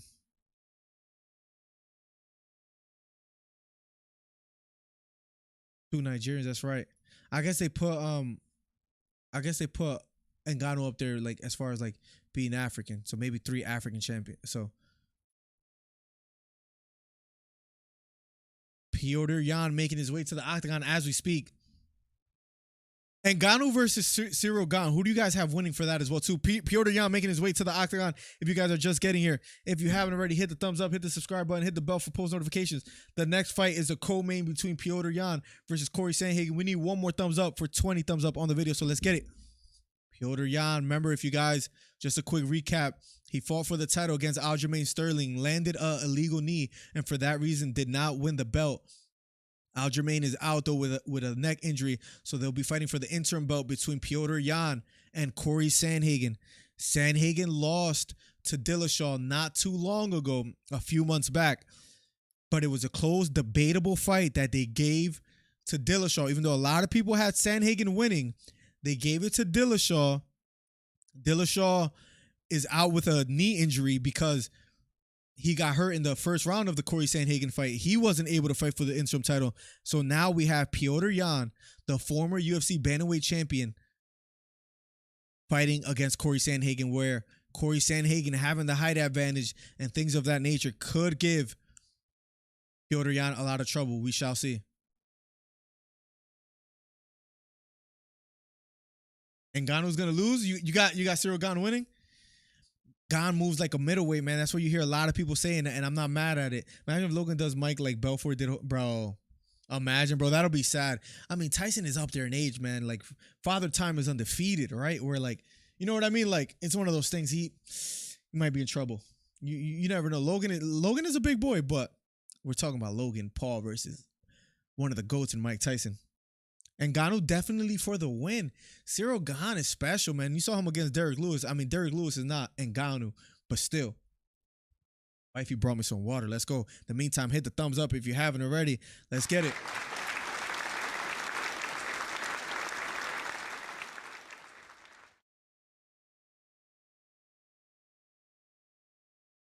Gane definitely the win. Jesus Christ, my Georgia wide receivers have butterfingers today. Bro, That's one thing, Rhonda, that I never followed was college football. I wish I did, but I don't. NFL though, the Eagles are trash, man. Sadly. By the way, guys, the co-main event is about to be underway. Petr Yan versus Corey Sandhagen. Sandhagen in the octagon. So is Petr Yan. They're both being announced. And then the co-main will be underway. After that, guys, the main event between Jan Blachowicz versus Glover Teixeira will be after that. Corey Sandhagen wins. Does he fight Aljamain Sterling again?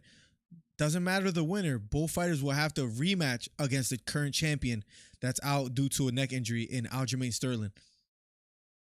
It's about to go down, ladies and gentlemen.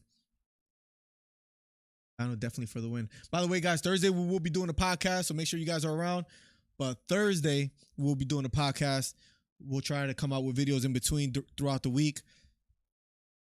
Growing the channel pretty quickly, so guys, thank you for being here. If you haven't already, hit the subscribe button. Let's get it. Hi, bro. Abby here from India. That's right. I remember. What's up, Abby? Welcome to the stream. Corey Sandhagen versus Petr Yan. Who do you have winning, Robert? Thank you so much for being here, guys. And for those people just getting here or for new people here, make sure you guys hit the thumbs up if you haven't already. The co-main event is about to be underway. I can't wait. Let's get it. Petr Yan, man, dominant. A lot of people have him winning because they think he's elite striking-wise. He's a minus 220 favorite against Corey Sandhagen, which will be up next. So the odds are not, I think the odds are pretty fair, minus 220. Maybe that might be a little wide, but because I think Corey Sandhagen is that dangerous. Bangladesh in the building. Design Peter, welcome to the stream. Aljamain Sterling isn't injured. I never called him a paper champ, but I might start soon. You think he's faking the whole injury and the neck surgery and everything, Rhonda? I made a video about it, but it's like it just sucks where Petr Yan deserves that rematch. It wasn't a legal knee. It is the rules, but at the same time.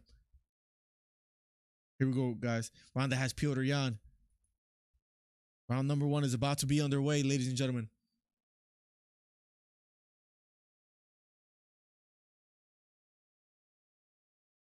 Here we go, guys. Here we go. Round number 1 between Corey Sandhagen and Petr Yan. This is a 5-round interim belt title fight. Yan wearing red, Sandhagen wearing black. Design, welcome to the stream. Christian, welcome to the stream. I go for Corey. I respect it. A lot of people thought he won the last fight. Both fighters standing toe-to-toe. Outside leg kick thrown by Petr Yan. Corey Sandhagen circling to his left. Trying to use his timing. Trying to close the distance a bit here is Corey Sandhagen. Outside leg kick thrown by Sandhagen. That partially lands. Petr Yan trying to press forward here. Inside leg kick thrown by Yan. That lands. Switching southpaw. Is Yan backing off just a bit here? Inside leg kick thrown by Corey Sandhagen. That misses. Jab, strong jab thrown upstairs, but that misses. Inside leg kick thrown by Yan. That misses as well, too. Corey Sandhagen with a straight right hand down the middle. That lands. Right kick to the body for Corey Sandhagen. Inside leg kick by Sandhagen. That lands. He's starting to find a rhythm here in the first round. Just under 4 minutes left in the first round. Corey Sandhagen circling to his left. Left hook thrown by Corey Sandhagen. Petr Yan backing off just a bit here. Jab thrown by Sandhagen. That misses. Sandhagen looking very confident. Outside leg kick again lands for Sandhagen. Petr Yan trying to close the distance. Having a tough time doing so far, in my opinion. Jab thrown upstairs by Corey Sandhagen. That misses. Inside leg kick. That misses as well, too. Petr just walking forward. Taking his time. Not letting his hands go just quite yet here in the first round. Strong jab again lands for Corey. Big looping left hook thrown by Petr Yan. That misses. Sandhagen is looking promising so far here in the first round of a scheduled 5. Number 3 ranked fighter Corey Sandhagen circling to his right. Petr Yan backing off just a bit here. Inside leg kick lands for Petr Yan. Gets caught with a jab as he tries to get inside. Left hook to the body lands flush for Sandhagen. Petr Yan still trying to walk forward here. Corey Sandhagen doing a great job of keeping the distance. Inside leg kick landed by Petr Yan. Left hook to the body again lands for Sandhagen. He's using a lot of movement, not letting Petr Yan set his feet. Left straight down the middle, just misses for Petr Yan. Sandhagen looking polished so far. Another outside leg kick thrown by Corey. Sandhagen doing a great job so far here in the first round. Inside leg kick lands for Petr Yan. Left hook again, thrown by Sandhagen. The first one lands, the second one doesn't. Right kick to the body, partially lands for Sandhagen. Now Sandhagen going for a takedown here. He's on the back of Petr Yan. Petr Yan's head against the cage, trying to defend here. Petr Yan trying to circle towards Sandhagen. Fighting off the hands is Petr Yan. Covers up, throws a left hook. That misses, left straight down the middle, lands for Petr Yan. Left hook to the body, lands for Sandhagen. Right kick to the body, lands for Yan. Sandhagen putting in great work so far here in the first round. Right hook again. Right kick to the body, partially lands for Yan. He's starting to let his hands and feet go. Right knee thrown by Sandhagen. That just misses. Sandhagen pressing forward, looking for an opening here in the first round. Outside leg kick again, thrown by Sandhagen, and that lands. Outside leg kick lands for Yan. Left hook to the body, just misses. Left hook upstairs, just misses for Yan. Little redness on the forehead of Corey Sandhagen. Corey Sandhagen fighting very aggressively here so far in the first round. Inside leg kick thrown by Yan. That partially lands. Another inside leg kick lands for Yan. Left hook thrown by Sandhagen. That misses. He's doubling up with the jab, looking for closing. Here we go. Right hook thrown by Sandhagen. That doesn't land, but a left hook partially lands for Corey Sandhagen. This round number one is all Sandhagen so far, in my opinion. Yan not finding his rhythm so far yet here in the first round. Right knee thrown by Sandhagen. That misses. Another right kick to the body for Sandhagen. Petr Yan keeps walking forward, just trying to close the distance. Sandhagen circling to his right, just under a minute left here in the first round. Corey Sandhagen circling to his right, looking for an opening, feigning just a bit, left straight, down the middle, just misses for Sandhagen. Yan's going to have to find a way to change the pace, but so far it's all Sandhagen. Left kick to the body, partially lands for Yan. Outside leg kick again lands for Yan. Big left hook down the middle lands for Sandhagen. Outside leg kick again lands for Sandhagen. He's starting to find rhythm. A single leg attempt by Sandhagen. This time he doesn't get it. Left hook to the body just misses for Sandhagen. Closing seconds of the first round. Here we go. A few seconds left here in the first round between Sandhagen and Yan. Left hook partially lands for Yan. Flying knee thrown by Corey Sandhagen. That just misses here. Closing seconds. Sandhagen circling to his right. Yan chasing him down. And round number one is over. Sandhagen, guys. That round had to go to Sandhagen. Round number one. Interesting pace. Let's see if he can keep it up. Guys, if you haven't already, guys, make sure you guys hit the thumbs up. And thank you for being here, ladies and gentlemen.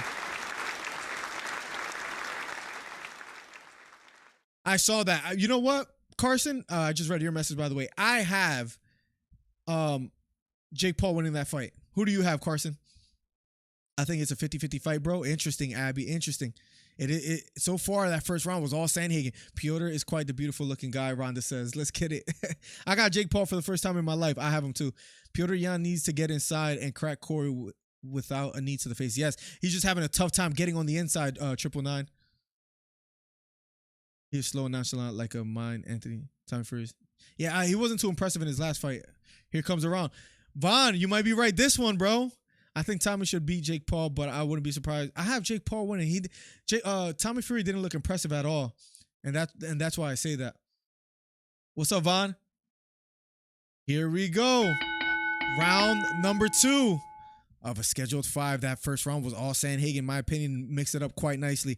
Now, round number 2, both fighters standing toe-to-toe. Outside leg kick thrown by Sandhagen. That partially lands. Right kick to the body partially lands for Yan. Yan backing off just a bit here, looking for an opening. Touching the gloves of Sandhagen, feigning just a bit. Straight 1-2 thrown by Sandhagen. That doesn't land. Another straight thrown by Sandhagen. That doesn't land as well either. Trying to keep the distance is Sandhagen. Short right hook partially lands for Sandhagen. Right kick to the body just misses for Sandhagen. Outside leg kick again lands for Sandhagen. Petr Yan just trying to close the distance, having a tough time doing so. Right kick to the body lands for Petr Yan. Straight right hand thrown by Sandhagen. That just misses. Left hook over the top, partially lands for Yan. He's starting to unload a bit more here in the second round. Sandhagen trying to press the action here now too. Throwing out a jab. Feigning just a bit here, switching to southpaw. Left hook to the body, lands for Petr Yan. Right hook upstairs, lands for Sandhagen, triples up the jab. This time doesn't land. Left hook to the body, lands for Sandhagen. He mixes that up that left hook to the body quite well. Yan trying to chase him down, just trying to close distance. Right Kick to the body lands flush for Jan. I'm sorry. Straight 1-2 thrown by Petr Yan. That misses. Sandhagen trying to close the distance here. Throws a double jab. That lands. Left hook to the body. Lands for Sandhagen. Another left hook to the body. Lands for Sandhagen. Trying to make the hands of Jan drop. Another jab to the body. Lands for Sandhagen. Now a left hook upstairs. Partially lands for Sandhagen. He's starting to find a rhythm here in the second round as well, too. Right hook upstairs. That misses for Sandhagen. Outside right kick lands for Petr Yan. Slips a couple of jabs here. Trying to close the distance is Jan yet again. Fading with the right hand is Sandhagen. He doesn't unload it just yet. Head kick thrown by Sandhagen. That misses. Petr Yan chases him a bit here. Left kick to the body. Right hook partially lands for Sandhagen. Petr Yan throws a big left hook. That doesn't land. Outside leg kick thrown by Jan. That lands. Left straight down the middle for Petr Yan. Lands flush. Biggest punch of the round so far. Sandhagen trying to close the action or close the distance here in the second round. Right kick to the body again lands for Petr Yan. Stiff jab upstairs lands for Corey.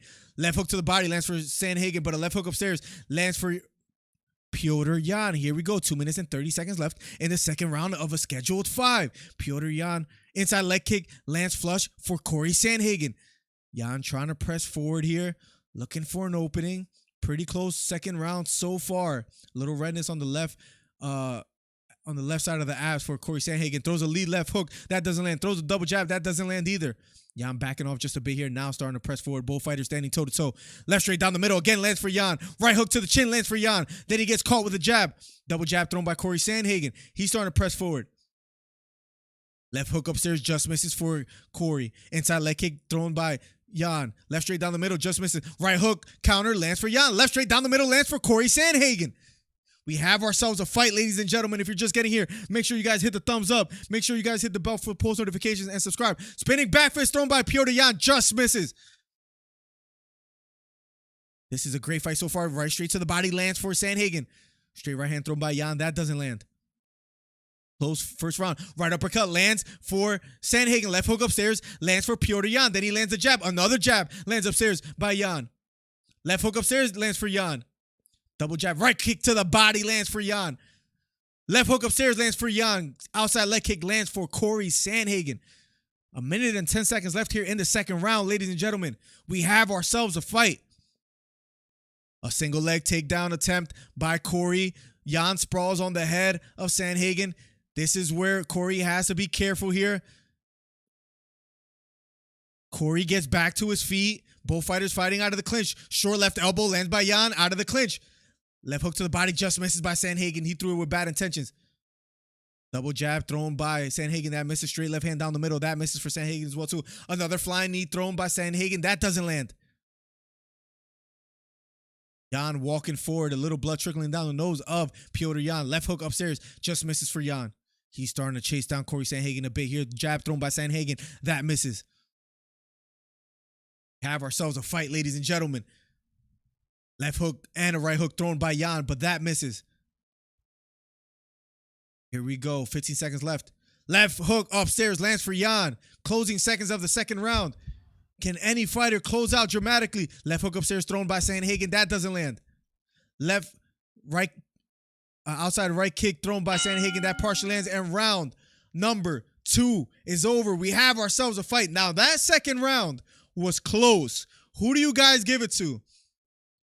That first round was easily Corey Sandhagen. Second round, the biggest punch of the round was landed by Jan, but Sandhagen landed a multitude of punches as well. Who do you guys have winning that second round?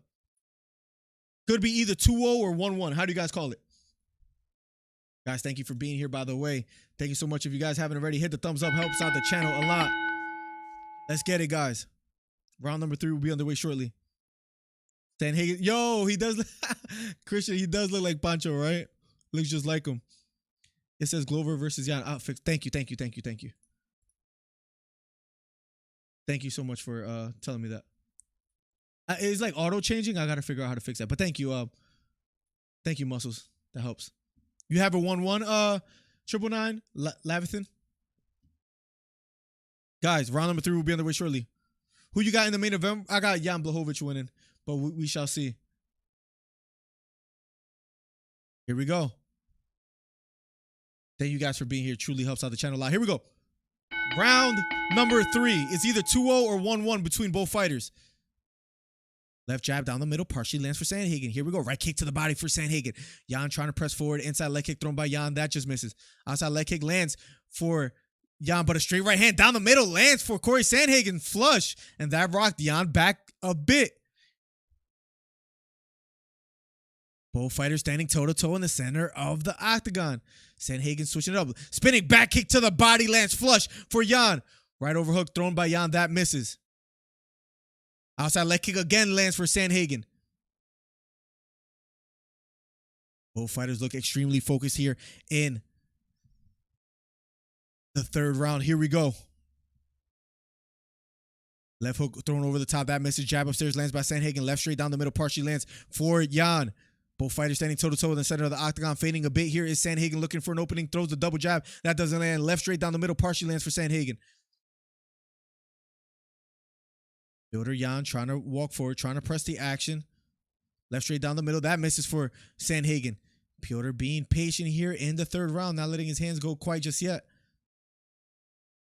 Close fight, ladies and gentlemen. Left hook upstairs. Partially lands for Sandhagen yet again.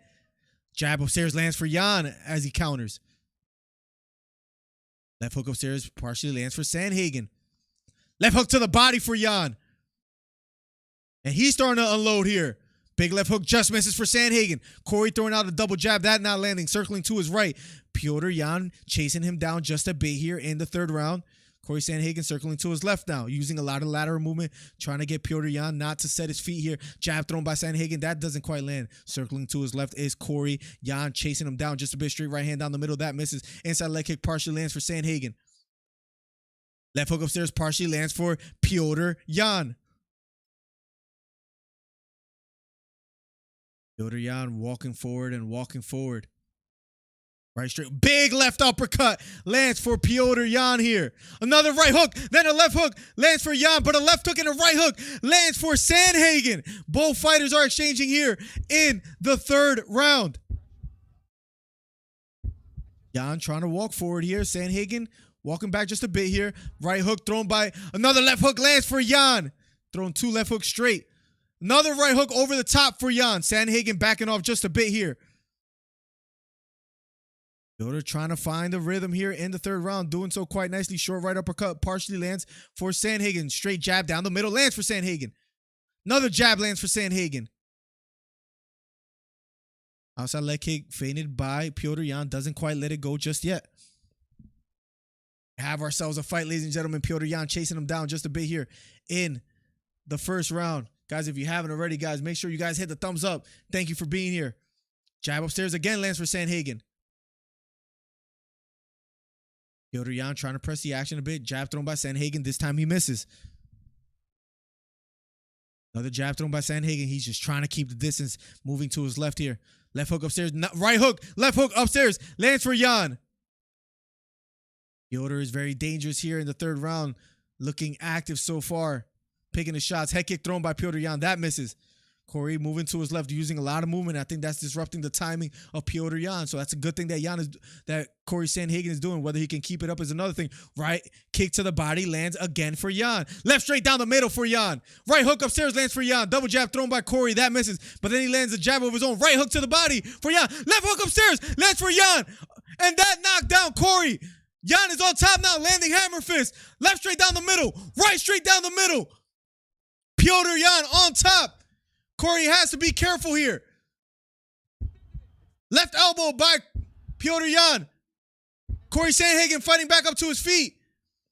Sprawling on the head is Piotr Jan. Trying to go towards the back now is Piotr Jan. Corey could be in trouble here. Piotr Jan has one hook.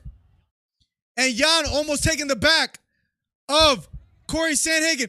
Corey lands on top out of a scramble. Now Corey on top. Piotr Jan back to his feet. He's trying to switch positions here. Now he's on the back of Corey. What a crazy fight, ladies and gentlemen. They both stand up out of the scramble, standing toe-to-toe, closing seconds of the third round. The crowd is on their feet, ladies and gentlemen. 10 seconds left here in the third round. Big looping right hook just misses for Piotr Jan. Left hook upstairs lands for Piotr Jan. Round number 3 is over. We have ourselves a fight. We have ourselves a fight. If you haven't already, guys, hit the thumbs up. It helps a brother out a lot. Thank you, guys. Hit the thumbs up to help a brother come up. Round number 4 will be underway shortly. We have ourselves a fight. I think you got to give that round to Petr Yan. Scored a knockdown. Had the back for a few. Corey Sandhagen did a good job of reversing positions. Now, first round clearly. It's almost like a Dillashaw thing again. First round, clearly Corey Sandhagen. Third round, in my opinion, clearly Yan. Second round, a bit debatable. A bit debatable. This is like watching Alvarez. Bro, this is a great fight. 999 says Glover versus. Yeah, thank you for telling me that. Hopefully it's fixed now. Yan needs to shoot when he gets Sandhagen cracked. I agree. And he cracked him there. It was a big left hook that just landed on the temple of Corey Sandhagen. Round number 4 is about to be underway shortly. Let's go, primo. Here we go. Round number 4, ladies and gentlemen. And here we go.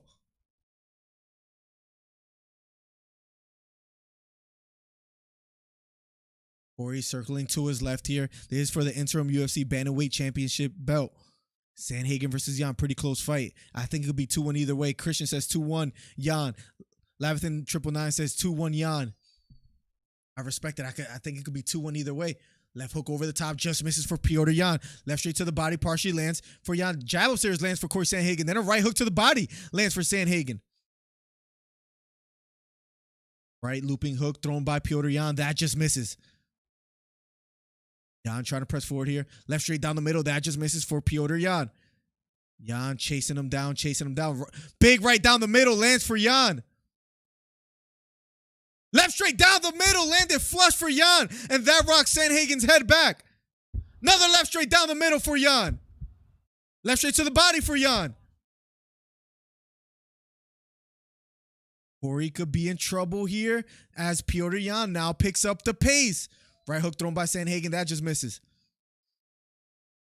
1-1-2 thrown by Sandhagen, but that just misses again. He's popping out the jab, looking for an opening. Right hook to the body, partially lands for Sandhagen, but then a left hook to the body lands for Yan. Double jab thrown by Corey Sandhagen as he circles to his right. Now circles to his left. Yan chasing him down just a bit here. Trying to close the distance here. Jab again upstairs by Sandhagen. That misses. And Yan is just stalking him here in the 4th round. About 3 minutes and 17 seconds left in the 4th round. Jab upstairs. This time lands for Corey Sandhagen. Right kick to the body for Yan. Lands flush. Left straight down the middle. Lands for Yan. He's starting to find a home for that left straight left straight down the middle. Yan pressing the action here. Another jab. Left straight down the middle. Again for Petr Yan. Under 3 minutes left here in the 4th round. Right straight down the middle. That misses for Sandhagen. Right hook over the top. That misses for Sandhagen. Yan pressing the action now here in the 4th round. Going for a double leg is Sandhagen. Almost gets the takedown, and he gets the takedown. And Yan gets back up to his feet. Corey Sandhagen on the back of Petr Yan. He went for a double leg, got it out of a scramble here. Petr Yan doing a good job circling towards Corey Sandhagen. And now, round number 4. Again, going for the takedown is Corey Sandhagen. This time, Petr Yan sprawls. Does a good job of doing so. They're both back to their feet now, standing toe-to-toe. Left hook upstairs thrown by Sandhagen. That misses. Another right elbow thrown by Yan. Big left and straight right hand down the middle for Petr Yan. Left straight down the middle again. A left hook upstairs. Left hook to the body for Yan. A left hook again to the body for Yan. He's starting to chase down Sandhagen. Sandhagen backing off just a bit here. Yan pressing forward. Left straight down the middle. That misses for Yan. What's up, Zelme? What's up, my guy? Welcome to the stream, my guy. It's the homie right there. Puts out great content over on 99 ENT in the building. Here we go. Sandhagen backing off just a bit. Popping out that jab. Yan trying to press forward. Another left straight down the middle for Yan. Chasing Corey Sandhagen down. Now a little blood trickling down the nose of Corey Sandhagen. Left hook upstairs by Corey Sandhagen. That just misses. Spinning back fist thrown by Yan. That misses. Short right elbow lands for Sandhagen. Left straight down the middle. Now lands for Yan. Another right hook over the top. Lands for Jan. Left straight down the middle. Big right hand down the middle. Lands for Jan. Going again for a double leg takedown is Corey. But Piotr Jan sprawls on him. Now he's going towards the back here. Corey has to be careful. Went for the shot. Doesn't get it. Now Piotr on the back of Corey Sandhagen. Fishing for a leg is Sandhagen. Jan trying to get on the back of Sandhagen. Sprawling. Piotr Jan doing a great job. And then he lands a left straight down the middle. We have another right straight down the middle. Left straight down the middle for Jan. He's starting to raise his momentum here in the fourth round. Left knee to the body for Corey Sandhagen. That just misses. This is a war, man. This might have been better than Piotr Jan versus Aljamain Sterling 2. Head kick just misses for Piotr Jan. He keeps chasing down Corey Sandhagen. Sandhagen backing off. 10 seconds left here. Left straight down the middle. That just misses for Jan. Left straight down the middle. Again, partially lands for Jan. Closing seconds of the fourth round. And round number 4 is over. In my opinion, it has to be 3-1 or 2-2. That round 4 was clearly Jan. Round 3 was clearly Jan. So round 3 and round number 4 was clearly Jan. Round number 1 was clearly Sandhagen. Round number 2 was the debatable one, in my opinion. And that's what makes it interesting, guys. The last and final round will be up next between Corey Sandhagen versus Piotr Jan. Guys, we have ourselves a fight. Let me know in the chat who you guys have winning, and let me know where you guys are from. Thank you for being here. Philadelphia's in the building. Let's get it. For Colorado Sandhagen. Corey's defense is down. He's tired, Christian. He's tired. Oh, real quick, let me make a mod too. Hold on. Christian, primo, I've made you a mod, so if anybody gets annoying, you can ban them and everything. You have special privileges now. Anyways, I feel like I had to make you that. Anyways, for the 20 viewers here, if you haven't already, hit the thumbs up, hit the subscribe button, hit the bell for post notifications. We're having a great time. Here we go. Round number 5 is about to be underway. Here we go. Round number 5. Last and final round between Jan and Sandhagen. How are you guys calling it? Do you guys have a 2-1? I mean 3-1 Jan or 2-2 going into the 5th? Let me know in the chat below. Here we go. Circling to his right is Corey Sandhagen trying to use some leg movement. He was stagnant in that last round. Now he's trying to bounce around on his feet. Jan trying to press forward, trying to close the distance here yet again. Being patient, stalking Corey Sandhagen. Corey Sandhagen now using a lot more lateral movement than in the prior round, throwing a double jab. That misses. Jan trying to walk forward. Corey Sandhagen circling to his right. Jan feigning with the jab. Doesn't quite throw it just yet. Left straight down the middle. The second one lands for Jan. Outside leg kick again lands for Jan. Inside leg kick thrown by Corey Sandhagen. That lands. Jab to the body. Lands for Sandhagen. Moving to his left. Corey Sandhagen starting to let his hands fly as well, too. Just under 4 minutes left. Flying knee thrown by Sandhagen. That misses. Left straight down the middle again for Jan. Jab upstairs by Sandhagen. That partially lands. Sandhagen circling to his left, throwing out a jab again, just touching the gloves of Jan. Trying to measure the distance here in the last and final round. Throws another jab. Now circles to his left. Left kick to the body partially lands for Jan. Straight jab down the middle partially lands for Sandhagen. Corey, both fighters feigning with the jab, not letting their hands go quite just yet. Jab finally thrown by Sandhagen. That lands upstairs. Jan stalking, looking for an opening. Outside leg kick again. Left straight down the middle for Jan. Lands behind the ear of Corey Sandhagen. Corey circling to his left here. Jan being the aggressor, being the stalker. Lands a jab down the middle, but then he misses the left straight. Corey Sandhagen doubling up the jab again. Now moving laterally to his left, feigning with the jab. Jab to the body just misses for Sandhagen. Corey now using a lot more movement here in the 5th round. Great game plan after what happened in the 4th round. Jan feigning with the jab just a bit here, not quite letting his hands go just yet. Being the stalker, 2 minutes and 45 seconds left. Sandhagen circling to his left. Jan pressing the action here. Straight right hand down the middle, just misses for Sandhagen. Jan being patient but walking forward still. Looking for that left straight. Throws the left straight finally. Misses, but then a right hook partially lands for Jan. Jab upstairs thrown by Sandhagen. That misses. Right kick to the body lands for Jan. Now going for the takedown is Jan. Doesn't quite get it. Left straight down the middle. Misses as well, too. Went for a big takedown. Corey did a great job of sprawling. Doesn't get taken down. Now lands a jab of his own here. 2 minutes and 10 seconds left here in the 5th round. Jan trying to press the action, trying to close the distance.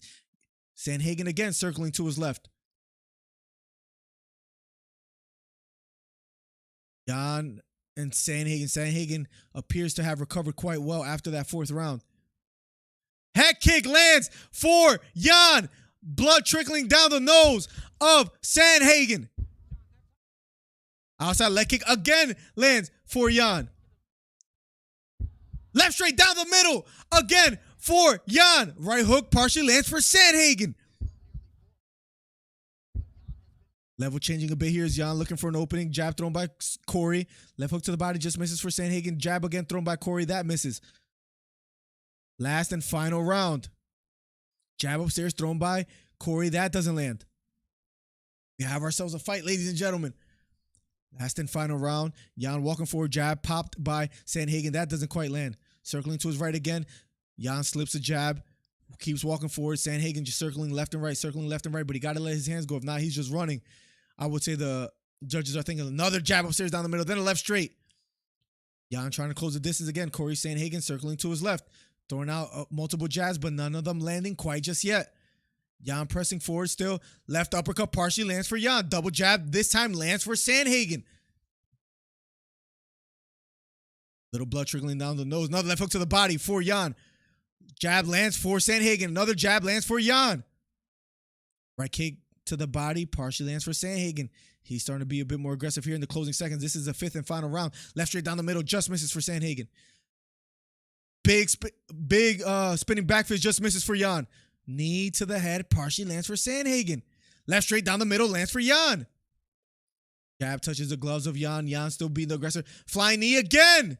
Thrown by Sandhagen.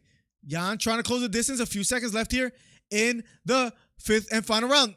Spinning kick. That lands flush for Sandhagen. For Jan, I'm sorry. And they both keep fighting after the bell. And the fight is over. That was a hell of a fight. The official decision, ladies and gentlemen, will be up. How do you guys call it? How do you guys call it? I agree, Christian. I think he ran a bit too much to my liking. Jan downloaded the information in the beginning rounds, JT, and then it looked like he did take over, JT. I absolutely agree with you. It was a great fight. Great fight. Oh, I have it, bro. I'm using it right now, bro. If you start streaming it up, bro, it's so helpful. Because I do like the whole slow heartbeat sound when the big shot lands. A clap whenever anybody subscribes, you know. Hit the thumbs up. Like, it's just so helpful, bro. Never going back. The official decision will be up shortly, ladies and gentlemen. What a fight. What a fight. Guys, the next fight will be the main event. The next fight will be the main event. It was a flying knee that landed for Sandhagen. Left hook to the body that landed for Jan. Man, Jan's head movement is just phenomenal. Left straight down the middle. It was a close fight. Both fighters should be proud. Even if Corey loses, I don't think neither other fighter's stock dropped no matter what. Left straight down the middle. Jan is just phenomenal. Yeah, it's really helpful. Edward was a great fight. Great fight. We're going to get the official decision. How are you guys calling this fight? A lot of bonus going out tonight. I agree, Carson. What a fight. Sadly, Corey lost. I agree. Lavathan says, activates flying knee KO. Imagine. They both hug it out. Respect to both fighters.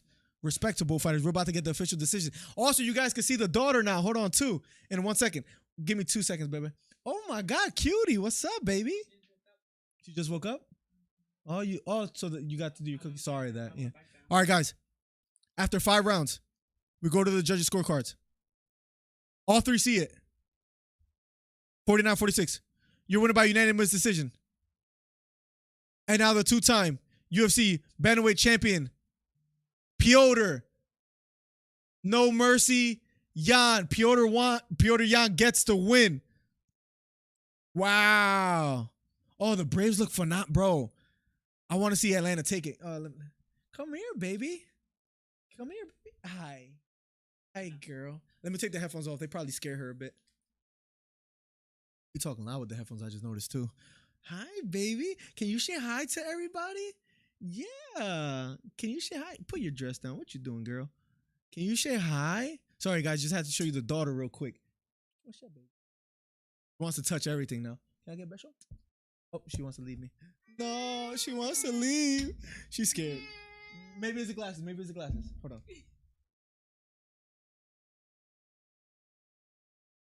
Probably the glasses. She don't like the glasses. Look, all these buttons. You're gonna stream one day. You're gonna call fights with me. We could do that together. Oh, hey Arnold, can you say hi, mamas? Can you say hi? Sorry guys, the next fight will be Jan Blachowicz versus Glover Teixeira. We're just in between rounds. I wanted you guys to meet the daughter. In the meantime, I think Isla wants you guys to hit the thumbs up. All right. So make sure you guys do that. Can you say hi? Can you clap? Can you go yay? Can you go clap? Oh, she wants to leave me. Okay, she might want to come back. So you just took my toy and left, baby.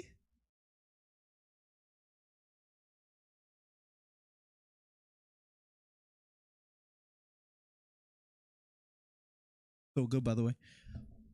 She's not used to you with glasses. No, she's not. That's why I had to take them off. She was like not feeling that. Guys, the next fight is Glover versus Jan Blachowicz. Who do you guys have winning? She's eating my Hey Arnold toy, which is one of my most prized possessions. Zelme says hi, Isla. Okay, I think she's good. I think she's like tired of being here.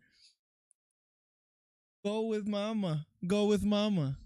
She's not feeling the basement. Maybe she wants. Maybe you bring her later, right after the fight.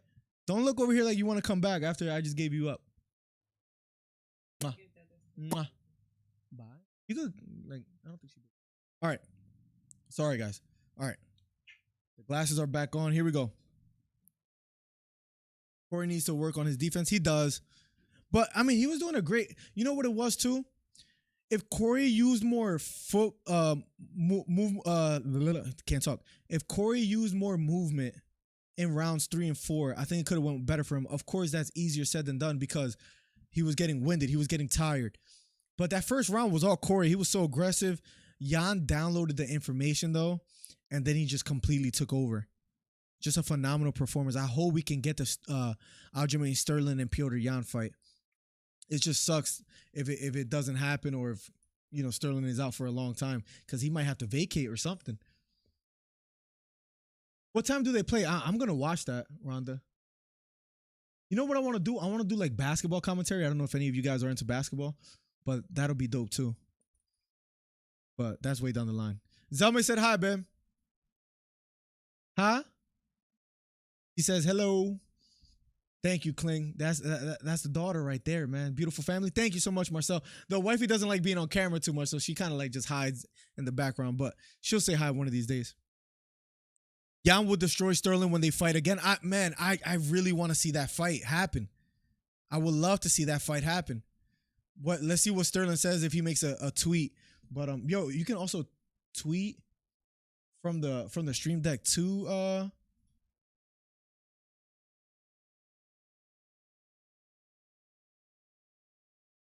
Let me see. What a performance. Let me write this real quick.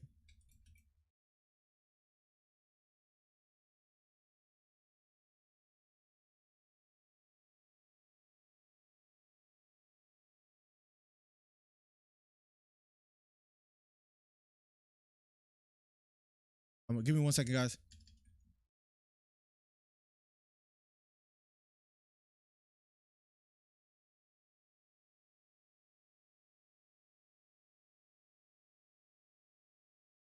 Yeah.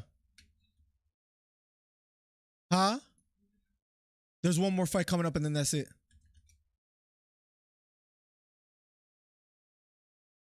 Okay, that's fine.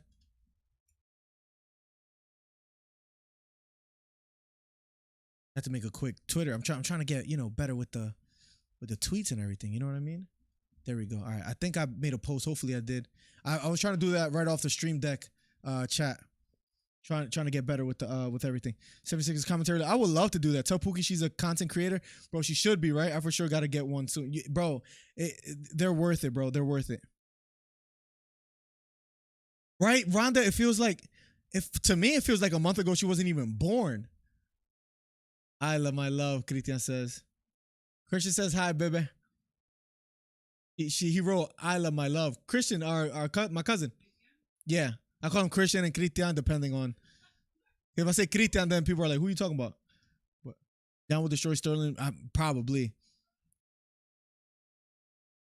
What a fight, though, man. What a fight between both fighters. Now, the main event is up next, guys. Glover Teixeira versus Jan Blachowicz. Who do you guys have winning?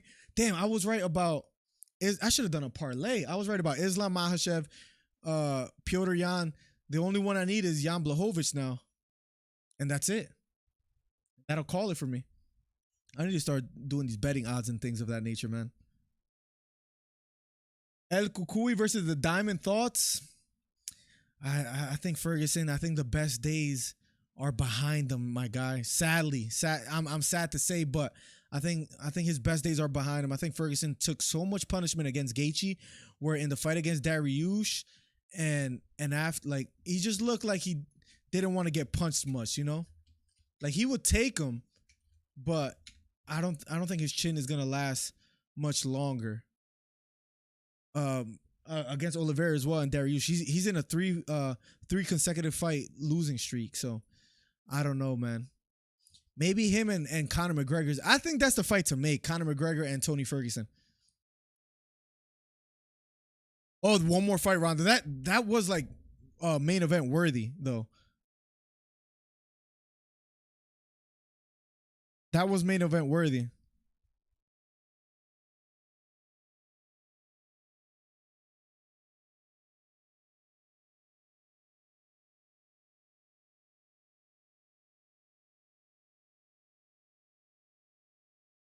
Making a post on YouTube real quick. Let's get it. I feel like that was yep. Touchdown Bulldogs. Yeah, I don't follow college. I should start. Guys, Blachowicz versus Teixeira will be up next. The main event, the last and final fight. If you guys are just getting here, throughout tonight, Islam Makhachev won by first round submission. Bro, how about Hamza now 10-0? First round submission as well. Man, the Dagestanis and the people from Chechnya, the Chechnyans, I guess you would call it, right? Or I don't know. From Chechnya. So Hamza killed it. Then Dagestan Islam. Piotr Jan as well too. Like it's just crazy.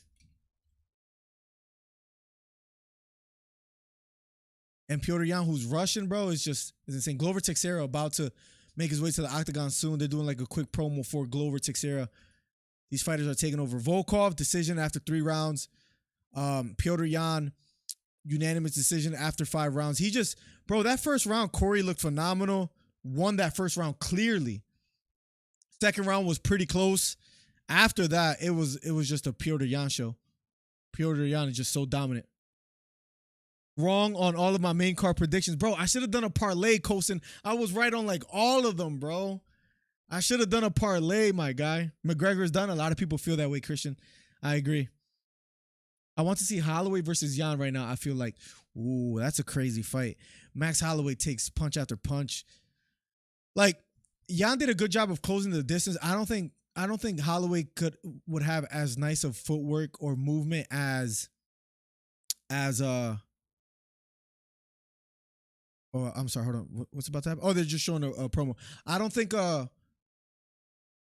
Max Holloway has the same amount of like movement as Corey Sandhagen. I think Jan will blow right through him. Teixeira is a beast. Oh man, like you saw what he did to Anthony Smith. That was like one of the worst beatings I've ever saw. That was actually hard to watch. Why has Nunes Holmes or Misha Tate? Why hasn't Nunes caught COVID? She was supposed to fight Juliana Pena. I think she's fighting UFC 269. So she has a fight coming up soon. I'll tell you right now. Yeah, Amanda Nunes. That'll be December 11th. Juliana Pena versus Amanda Nunes. So, but she caught COVID. That's the only reason why that didn't happen. Holly Holm, was she dealing with an injury? I forget exactly what happened with Holly Holm. She won October 3rd, 2020. She'll be coming back. Let me see. I'm looking it up right now for you. Let's see. Holm was diagnosed with a hydronephrosis, a urinary tract condition, and was forced out of the matchup. Okay, so she had again some medical things going on for her as well too, and that's the reason why she was out. But she'll be back. So that's the reason for her. Amanda Nunes caught COVID, allegedly, or I don't know if you want to say certainly. Who knows nowadays? But she'll be back against Juliana Pena December 11th. And Miesha Tate, I'm not exactly sure what's up with Miesha Tate, but let's find out. Learn together. We learn together. Miesha Tate news. Let's see. All she has been talking about is John Jones. Let's see next fight. Let's look at it. Come up. She tested positive for COVID-19 as well too. She was forced out of her upcoming fight against, that's right, she was supposed to fight Vieira after testing positive for COVID. So there's your answer. 2 COVIDs and 1 urinary tract condition. I texted my cousin right before the Chimaev fight and told him I was taking Lee. Then a few minutes later, I saw Chimaev got the sub. Colson, that's how it be, bro. By the way, guys, hit the thumbs up. Thank you for being here. Applause to you guys. Thank you so much for being here. Guys, the next fight is the main event. Colson, it be like that sometimes. Some days you're just hitting every shot, so to speak, and then some days you're just bricking them. Today I was right about Islam. To be fair, I took the favorites. I took Chimaev. I took, let's see. Give me 1 second. As far as today, I got them all right, I think. I took Chimaev, I took Volkov, I took Makhachev, I took Jan. Damn, I should have done a parlay, bro. Could have probably won good money.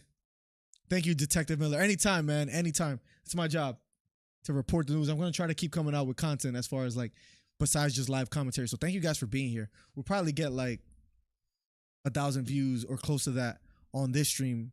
So thank you. Yeah, we're going to get like 1,000 views on this live commentary. We're at like 900 so far right now. So good. Thank you, Detective Miller. Usman versus Poirier. Who would win that? Usman. Just too big. Just too big for Poirier right now. And now Usman's power looks strong. I don't know. Poirier walks around like around 200 or something crazy. Let me look at his walk around weight. By the way, Glover Teixeira making his way to the octagon. Walk around. Walks around like around 180. Walks around like around 180. So I don't know. Poirier is great too, man. It's tough to say. Guys, if you're just getting here, hit the thumbs up if you haven't already. Hit the subscribe button. Hit the bell for post notifications. Guys, next fight will be the main event between Glover Teixeira and Jan Blachowicz. Thank you guys for being here. Most finishes in UFC lightweight history is Glover Teixeira, tied for second most wins in UFC lightweight history. And fourth most significant strikes in UFC lightweight history is Glover Teixeira making his way to the octagon. Plugs, it has been nuts so far, my guy. It has been absolutely nuts. How about like all the Russians and Dagestan and Chechnya? We've been getting first round finishes like a bunch. It's been a while before the Jan versus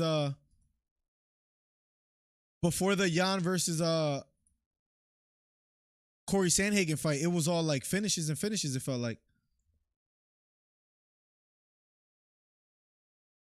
But right now, yeah, like, so if you're just getting here, Magomed decision after round 3, but then after that, submission round 1, decision round 3, submission round 1, decision round 5. Like, it's a great card, man.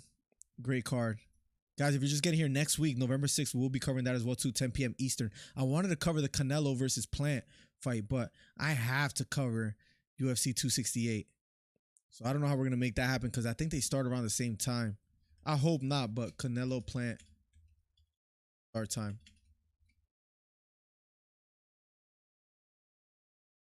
Right now, Blachowicz about to make his way into the octagon.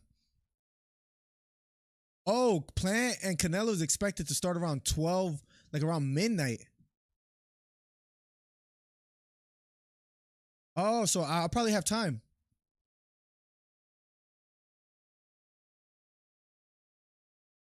Oh, the show will go head to head with.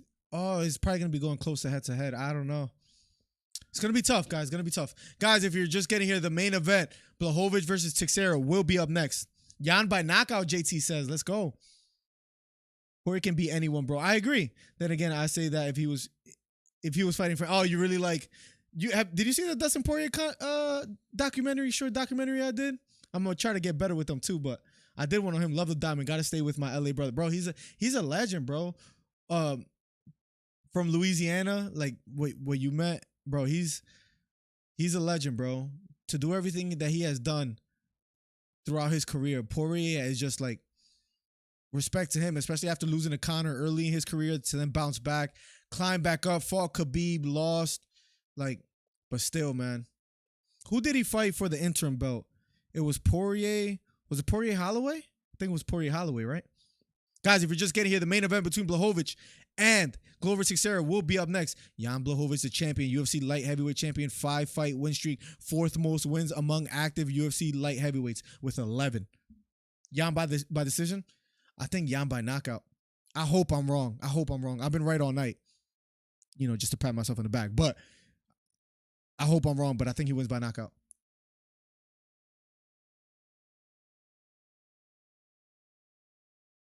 But if Glover could take it to the ground somehow, then we can have a conversation where Glover is dangerous there too. Now wait to see Hamza versus Diaz or Leon. Bro, imagine Hamza versus Leon. He was going to fight Leon until he got COVID. It was like, it was scheduled to happen. The fight was locked in. Then he got COVID, got stuck, been out for like over a year, but comes back today, beats the 11th ranked fighter. That guy is on his way up.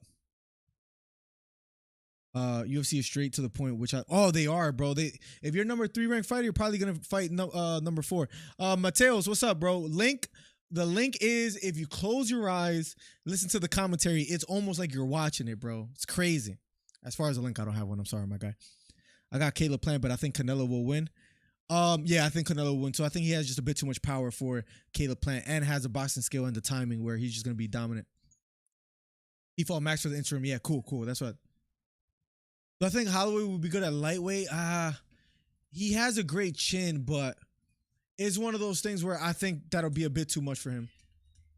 I think that might be a bit too much for him at this point in his career. I think I want to see him just stay like at featherweight, and he's probably going to get the rematch or the trilogy against Volkanovski, which is crazy. But right now, like lightweight might be a bit too much for those heavy hitters up there right now.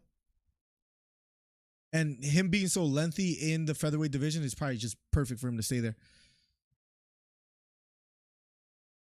Guys, the main event is about to be on the way for the 15 people here. Thank you for being here. Main event between Blachowicz and Teixeira will be underway shortly. Thank you guys so much for being here, for showing on support week after week. We're growing this channel so fast, man. One more thumbs up for 20, I think. Make sure you guys hit the thumbs up if you haven't already. Oh, we're at 24 thumbs up. I'm tripping. One more for 25. Let's get it. Max versus Yair in 2 weeks. Max via felony. You think so? Yeah, Yair's kicks and everything is a bit dangerous, bro. Max striking is just elite though, man. So I might have to agree with you. Blachowicz versus Teixeira will be up next, ladies and gentlemen. We're just getting here. They're both in the octagon. Both are ready to go. 28-8 Jan Blachowicz from Warsaw, Poland. That's one of the countries I actually want to visit. Like, one I'm really interested in.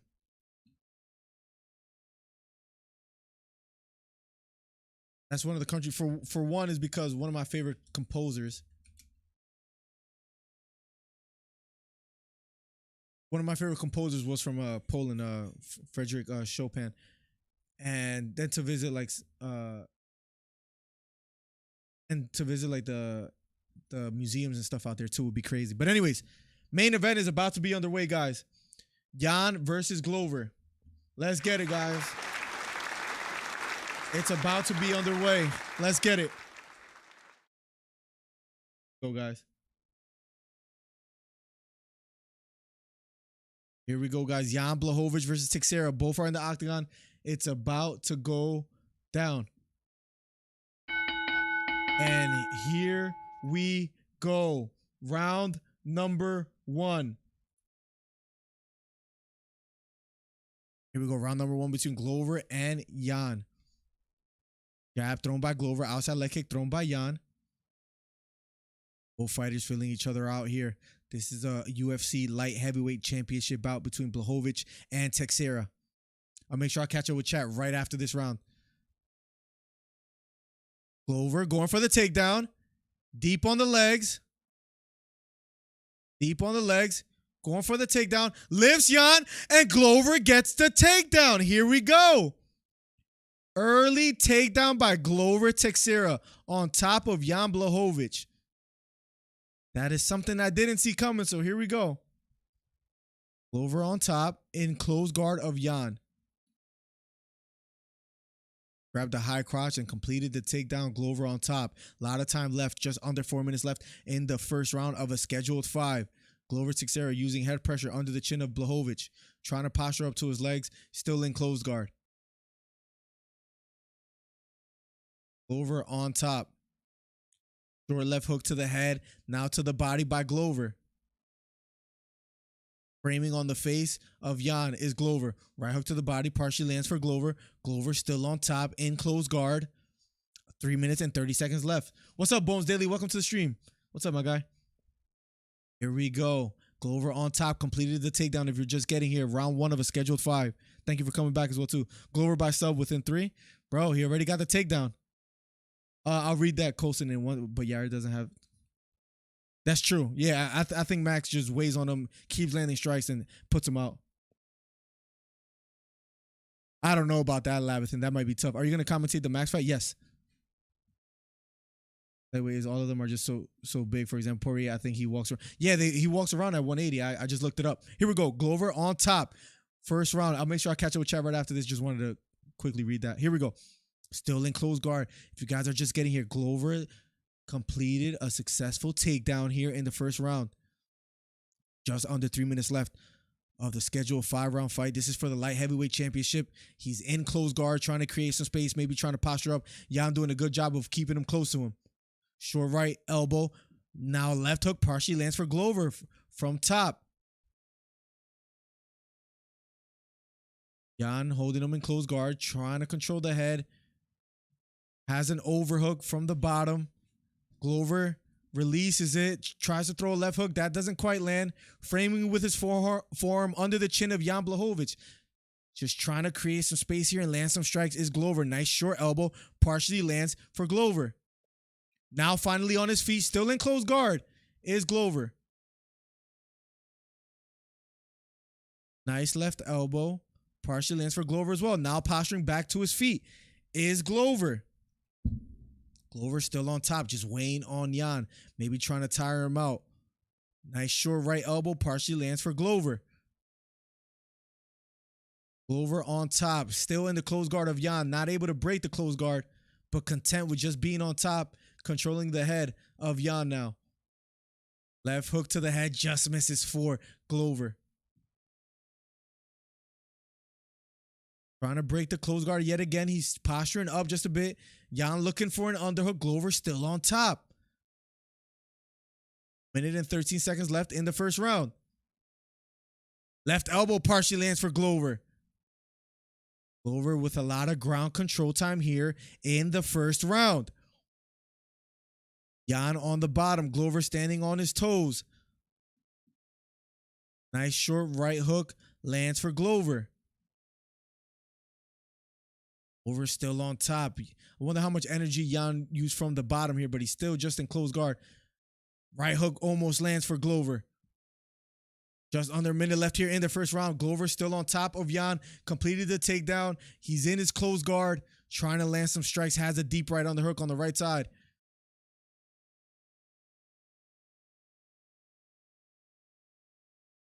Glover still on top here, hugging the head of Jan. Glover holding the head. Just trying to apply some pressure, not doing much with it just yet. Pushing against the legs is Glover, just hugging the head of Jan extremely hard. Few seconds left here in the first round. Round number 1 is finally over.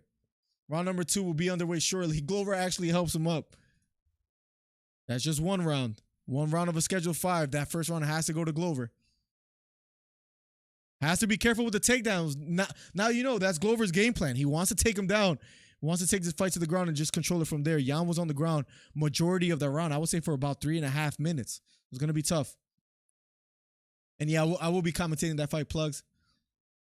Eric doesn't have enough cardio to withstand Max, Costa says. If he doesn't set another strike record, it's because he stops him too early to really get going like he did in the Ortega and Qatar fight. But yeah, Air has power in his kicks as well too. So, I mean, it's going to be an interesting fight. I think it's going to be a pretty close fight, but I would edge it to Max Holloway in my opinion. Glover by submission within 3, Colson says. We shall see. But that first round was all Glover. First round was all Glover.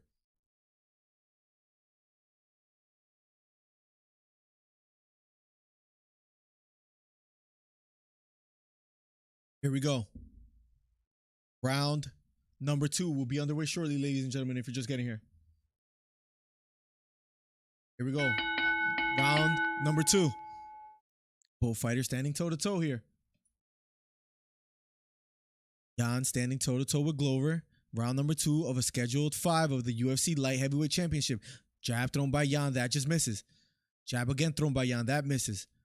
Glover with a right hook to the body just misses. Glover applying some pressure here in the second round. Left hook to the body lands for Jan. Then a left hook upstairs lands for Jan. Again with the takedown is Glover. Has a single leg. Lets it go. Almost had it. Lets it go. And here we go. Both fighters standing toe-to-toe. Another left hook partially lands for Jan. Jan defended the takedown quite well this time. Left hook upstairs. Then a left hook to the body for Jan Blachowicz. Starting to let his hands go. Glover trying to close the distance here in the second round. We have ourselves a fight now. Jab upstairs lands for Glover. Jab upstairs lands for Jan. Straight right hand down the middle for Jan. Left hook upstairs. That misses for Jan. Left hook to the body lands for Glover. Glover going for the takedown yet again. Left knee to the body partially lands for Jan. Jan's back against the cage here. Glover has Jan against the cage, but double unders Jan has. Now Glover's back is against the cage with 2 deep underhooks for Jan Blachowicz here in the second round of a schedule 5. Glover trying to be patient, hugging the arms of Jan. Right knee to the body lands for Glover Teixeira. Creating some space, and they both finally let each other go. Both meet back in the center of the octagon. Jab upstairs thrown by Jan. That misses. Left uppercut just misses for Jan. Jab upstairs. That lands for Jan. He's starting to let his hands go here in the second round. Going for the takedown again is Glover, but he doesn't get it. This now Jan starting to gain momentum here. Short left hook just misses for Glover. Pops out the jab, does Blachowicz, but doesn't land. Right uppercut, big left hook, upstairs lands for Glover. That stuns Blachowicz. Blachowicz backing off just a bit here, looking a bit hurt.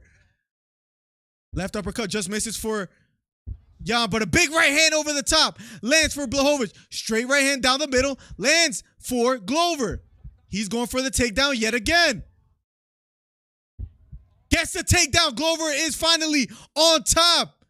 2 minutes and 30 seconds. A lot of time left. Glover is on top. Glover won the first round. Abby. Picks her up. Yep. No, that's a glass, just like your mug. I know that's a big ass glass, right? I agree, Abby, Robert, and that's exactly what he's doing. Taking it to the ground. He's almost in top mount here. Belly down is Jan Blachowicz. Glover Teixeira has him flattened out, going for the choke, and Jan Blachowicz taps. Glover Teixeira, the light heavyweight champ. The undisputed light heavyweight champ, Glover Teixeira wins it. I was wrong about the biggest fight. Glad I didn't do the parlay. Wow, he did it. Glover Teixeira pulls it off.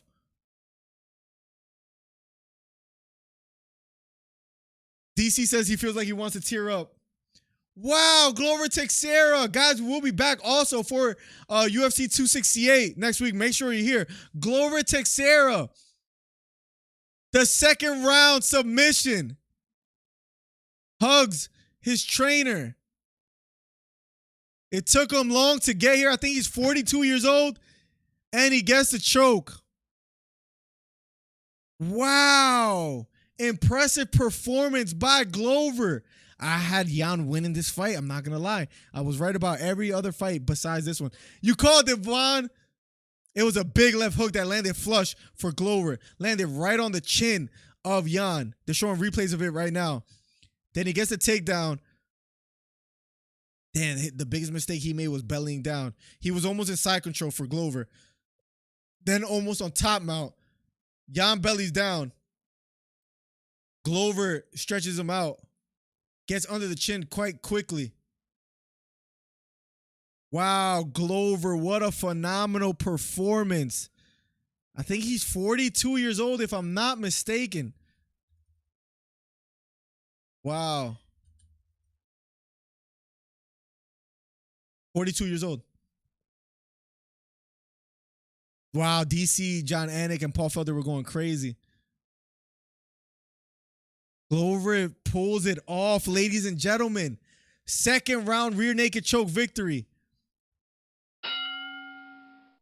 Gotta be proud of the older man that finally gets the title. I'm glad I didn't do the parlay now, Zelme, because I was like, damn, I got this in the bag. But guys, if you haven't already, make sure you hit the thumbs up. If you haven't, what a phenomenal performance by Glover Teixeira. Second round rear naked choke. If you haven't subscribed already, also be sure to subscribe. Wow, what a performance, man. What a performance by Glover. Puts out Jan Blachowicz. He landed a monstrous left hook that landed flush. They both exchanged left hooks, but the one that landed was Glover's. Gets the takedown. Gets under the chin on the back of Jan. Wins it. Gotta be proud of Glover. Finally does it at 42 years old. Is he the oldest champion to win the title? 42 now, the new 22 nephew. I respect it, Bones. It's a big upset, JT. I had Jan winning. Then Jan looks devastated. He looks sad. Wow. He had a baby boy, I think, recently. Or was that Jan? I'm glad I didn't do it. I was wrong in every one. So you was wrong in everyone besides this fight. I was right on everything besides it. Bro, that's funny, bro. Bro, Muscles from Brussels. What a fun night of events. Guys, I appreciate all you guys where you guys could watch this. Like, we get a lot of views when it's pay-per-view fights because people can't, order it. So what do? They come here, they hear the commentary, blah, blah, blah. To have one on ESPN Plus in the middle of the day where a lot of people could watch it, they're out doing stuff. There's like 19, 15 people here. It's just amazing. So thank you guys, as always. One of the fastest growing commentary channels on YouTube. Make sure you guys subscribe if you haven't already, guys. Thank you so much for being here.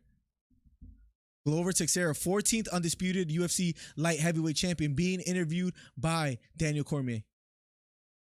I have no words to describe. I have so much things to say to you. So many things. I thought about what I'm going to say, but I don't have it right now. Wow.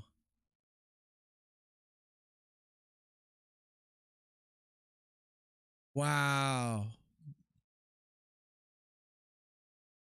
He's going to keep breaking the rules as far as like being too old and things of that nature. What a performance by Glover. Deserves nothing but respect. Jan was a lame champ anyways, Bruce says. Oh my God. Happy birthday, Glover. Happy birthday to him. Jan was he was a bit strange. Once he got caught with that left hook, I don't know if he ever recovered. Because he looked a little timid to let his hands go after he got caught with that. Wow. They're taking a look at the replays right now. It was let's see. He landed a straight right. They both throw big left hooks, but it was Glover that landed, and he hurt Jan. So a lot of us thought, I think, that Glover was going to win, of course, by takedown, by submission. I don't think many people thought that he would land a strike that would stun Jan. I think everybody banked on, or most people banked on, Jan hurting Glover in a striking match. It was Glover that landed the big left hook. It was Glover that landed. It was Glover that got the takedown, gets a rear naked choke. Got to be proud of him. Nothing but respect for Glover. Glover says he has my respect forever. Glover says, I thought so many things to say. He's speechless right now. Wow, what a performance. I told ya, Jan is so overrated. He's not good. I mean, he beat Izzy, but Izzy's not a natural light heavyweight. So that's a good point. You think he's like overrated as far as like his striking or just as an overall fighter, Donnell? Bro, 42 years old, man. Is that strength from being that old? What a knockout. Wow.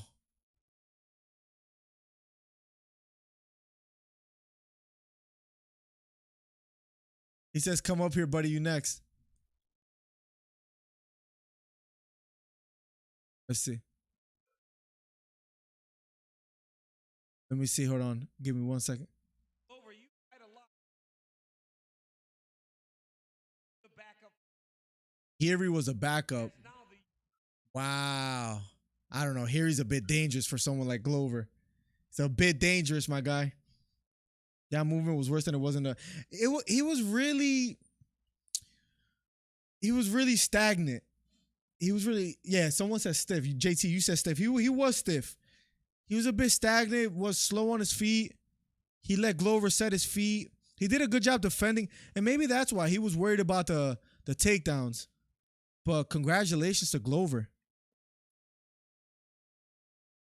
I agree, guys. I'm gonna get out of here soon because wifey's upstairs waiting for me. We're gonna hang out with the baby. Probably she's baking cookies or whatever, so I'm gonna maybe watch the baby, hang out with her. I just truly appreciate you guys being here on a day where it's on ESPN Plus, and we get to all hang out. Next week will be the Colby Covington fight versus Usman, UFC 268. We'll be covering that fight. If you guys have any questions, let me know in the community tab. If you guys want to talk about anything, actually, I'm gonna make a post that says podcast questions. Comment below so we could cover some stuff in the podcast, which will be Thursday. I'll try to make videos in between that and before that. I just want to say thank you guys for being here. I truly appreciate it. I truly am just grateful. I think we're like 3,810 subscribers now or something like that. Yeah, 3,810 subscribers, which is crazy. So we're gonna keep growing the channel, guys. Thank you for being here. I'm gonna get out of here. Much love. Good night to all the real ones that are in the chat and are always here. Thank you. I'll catch you guys soon. All right. Peace.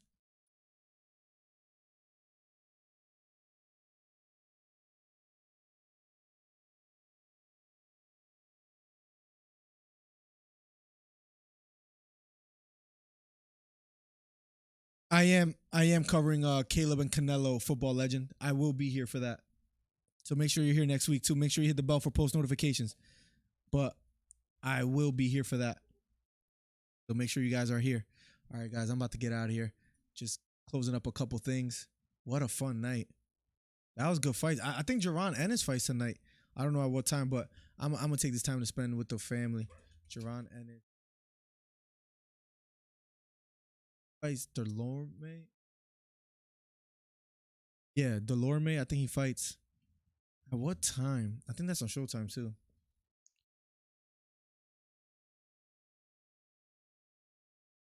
W Stream. Thank you, JT, for all the love, man. I truly appreciate it, my guy. I'm out of here, my guy. Thank you always for supporting. I'll catch you soon. Peace.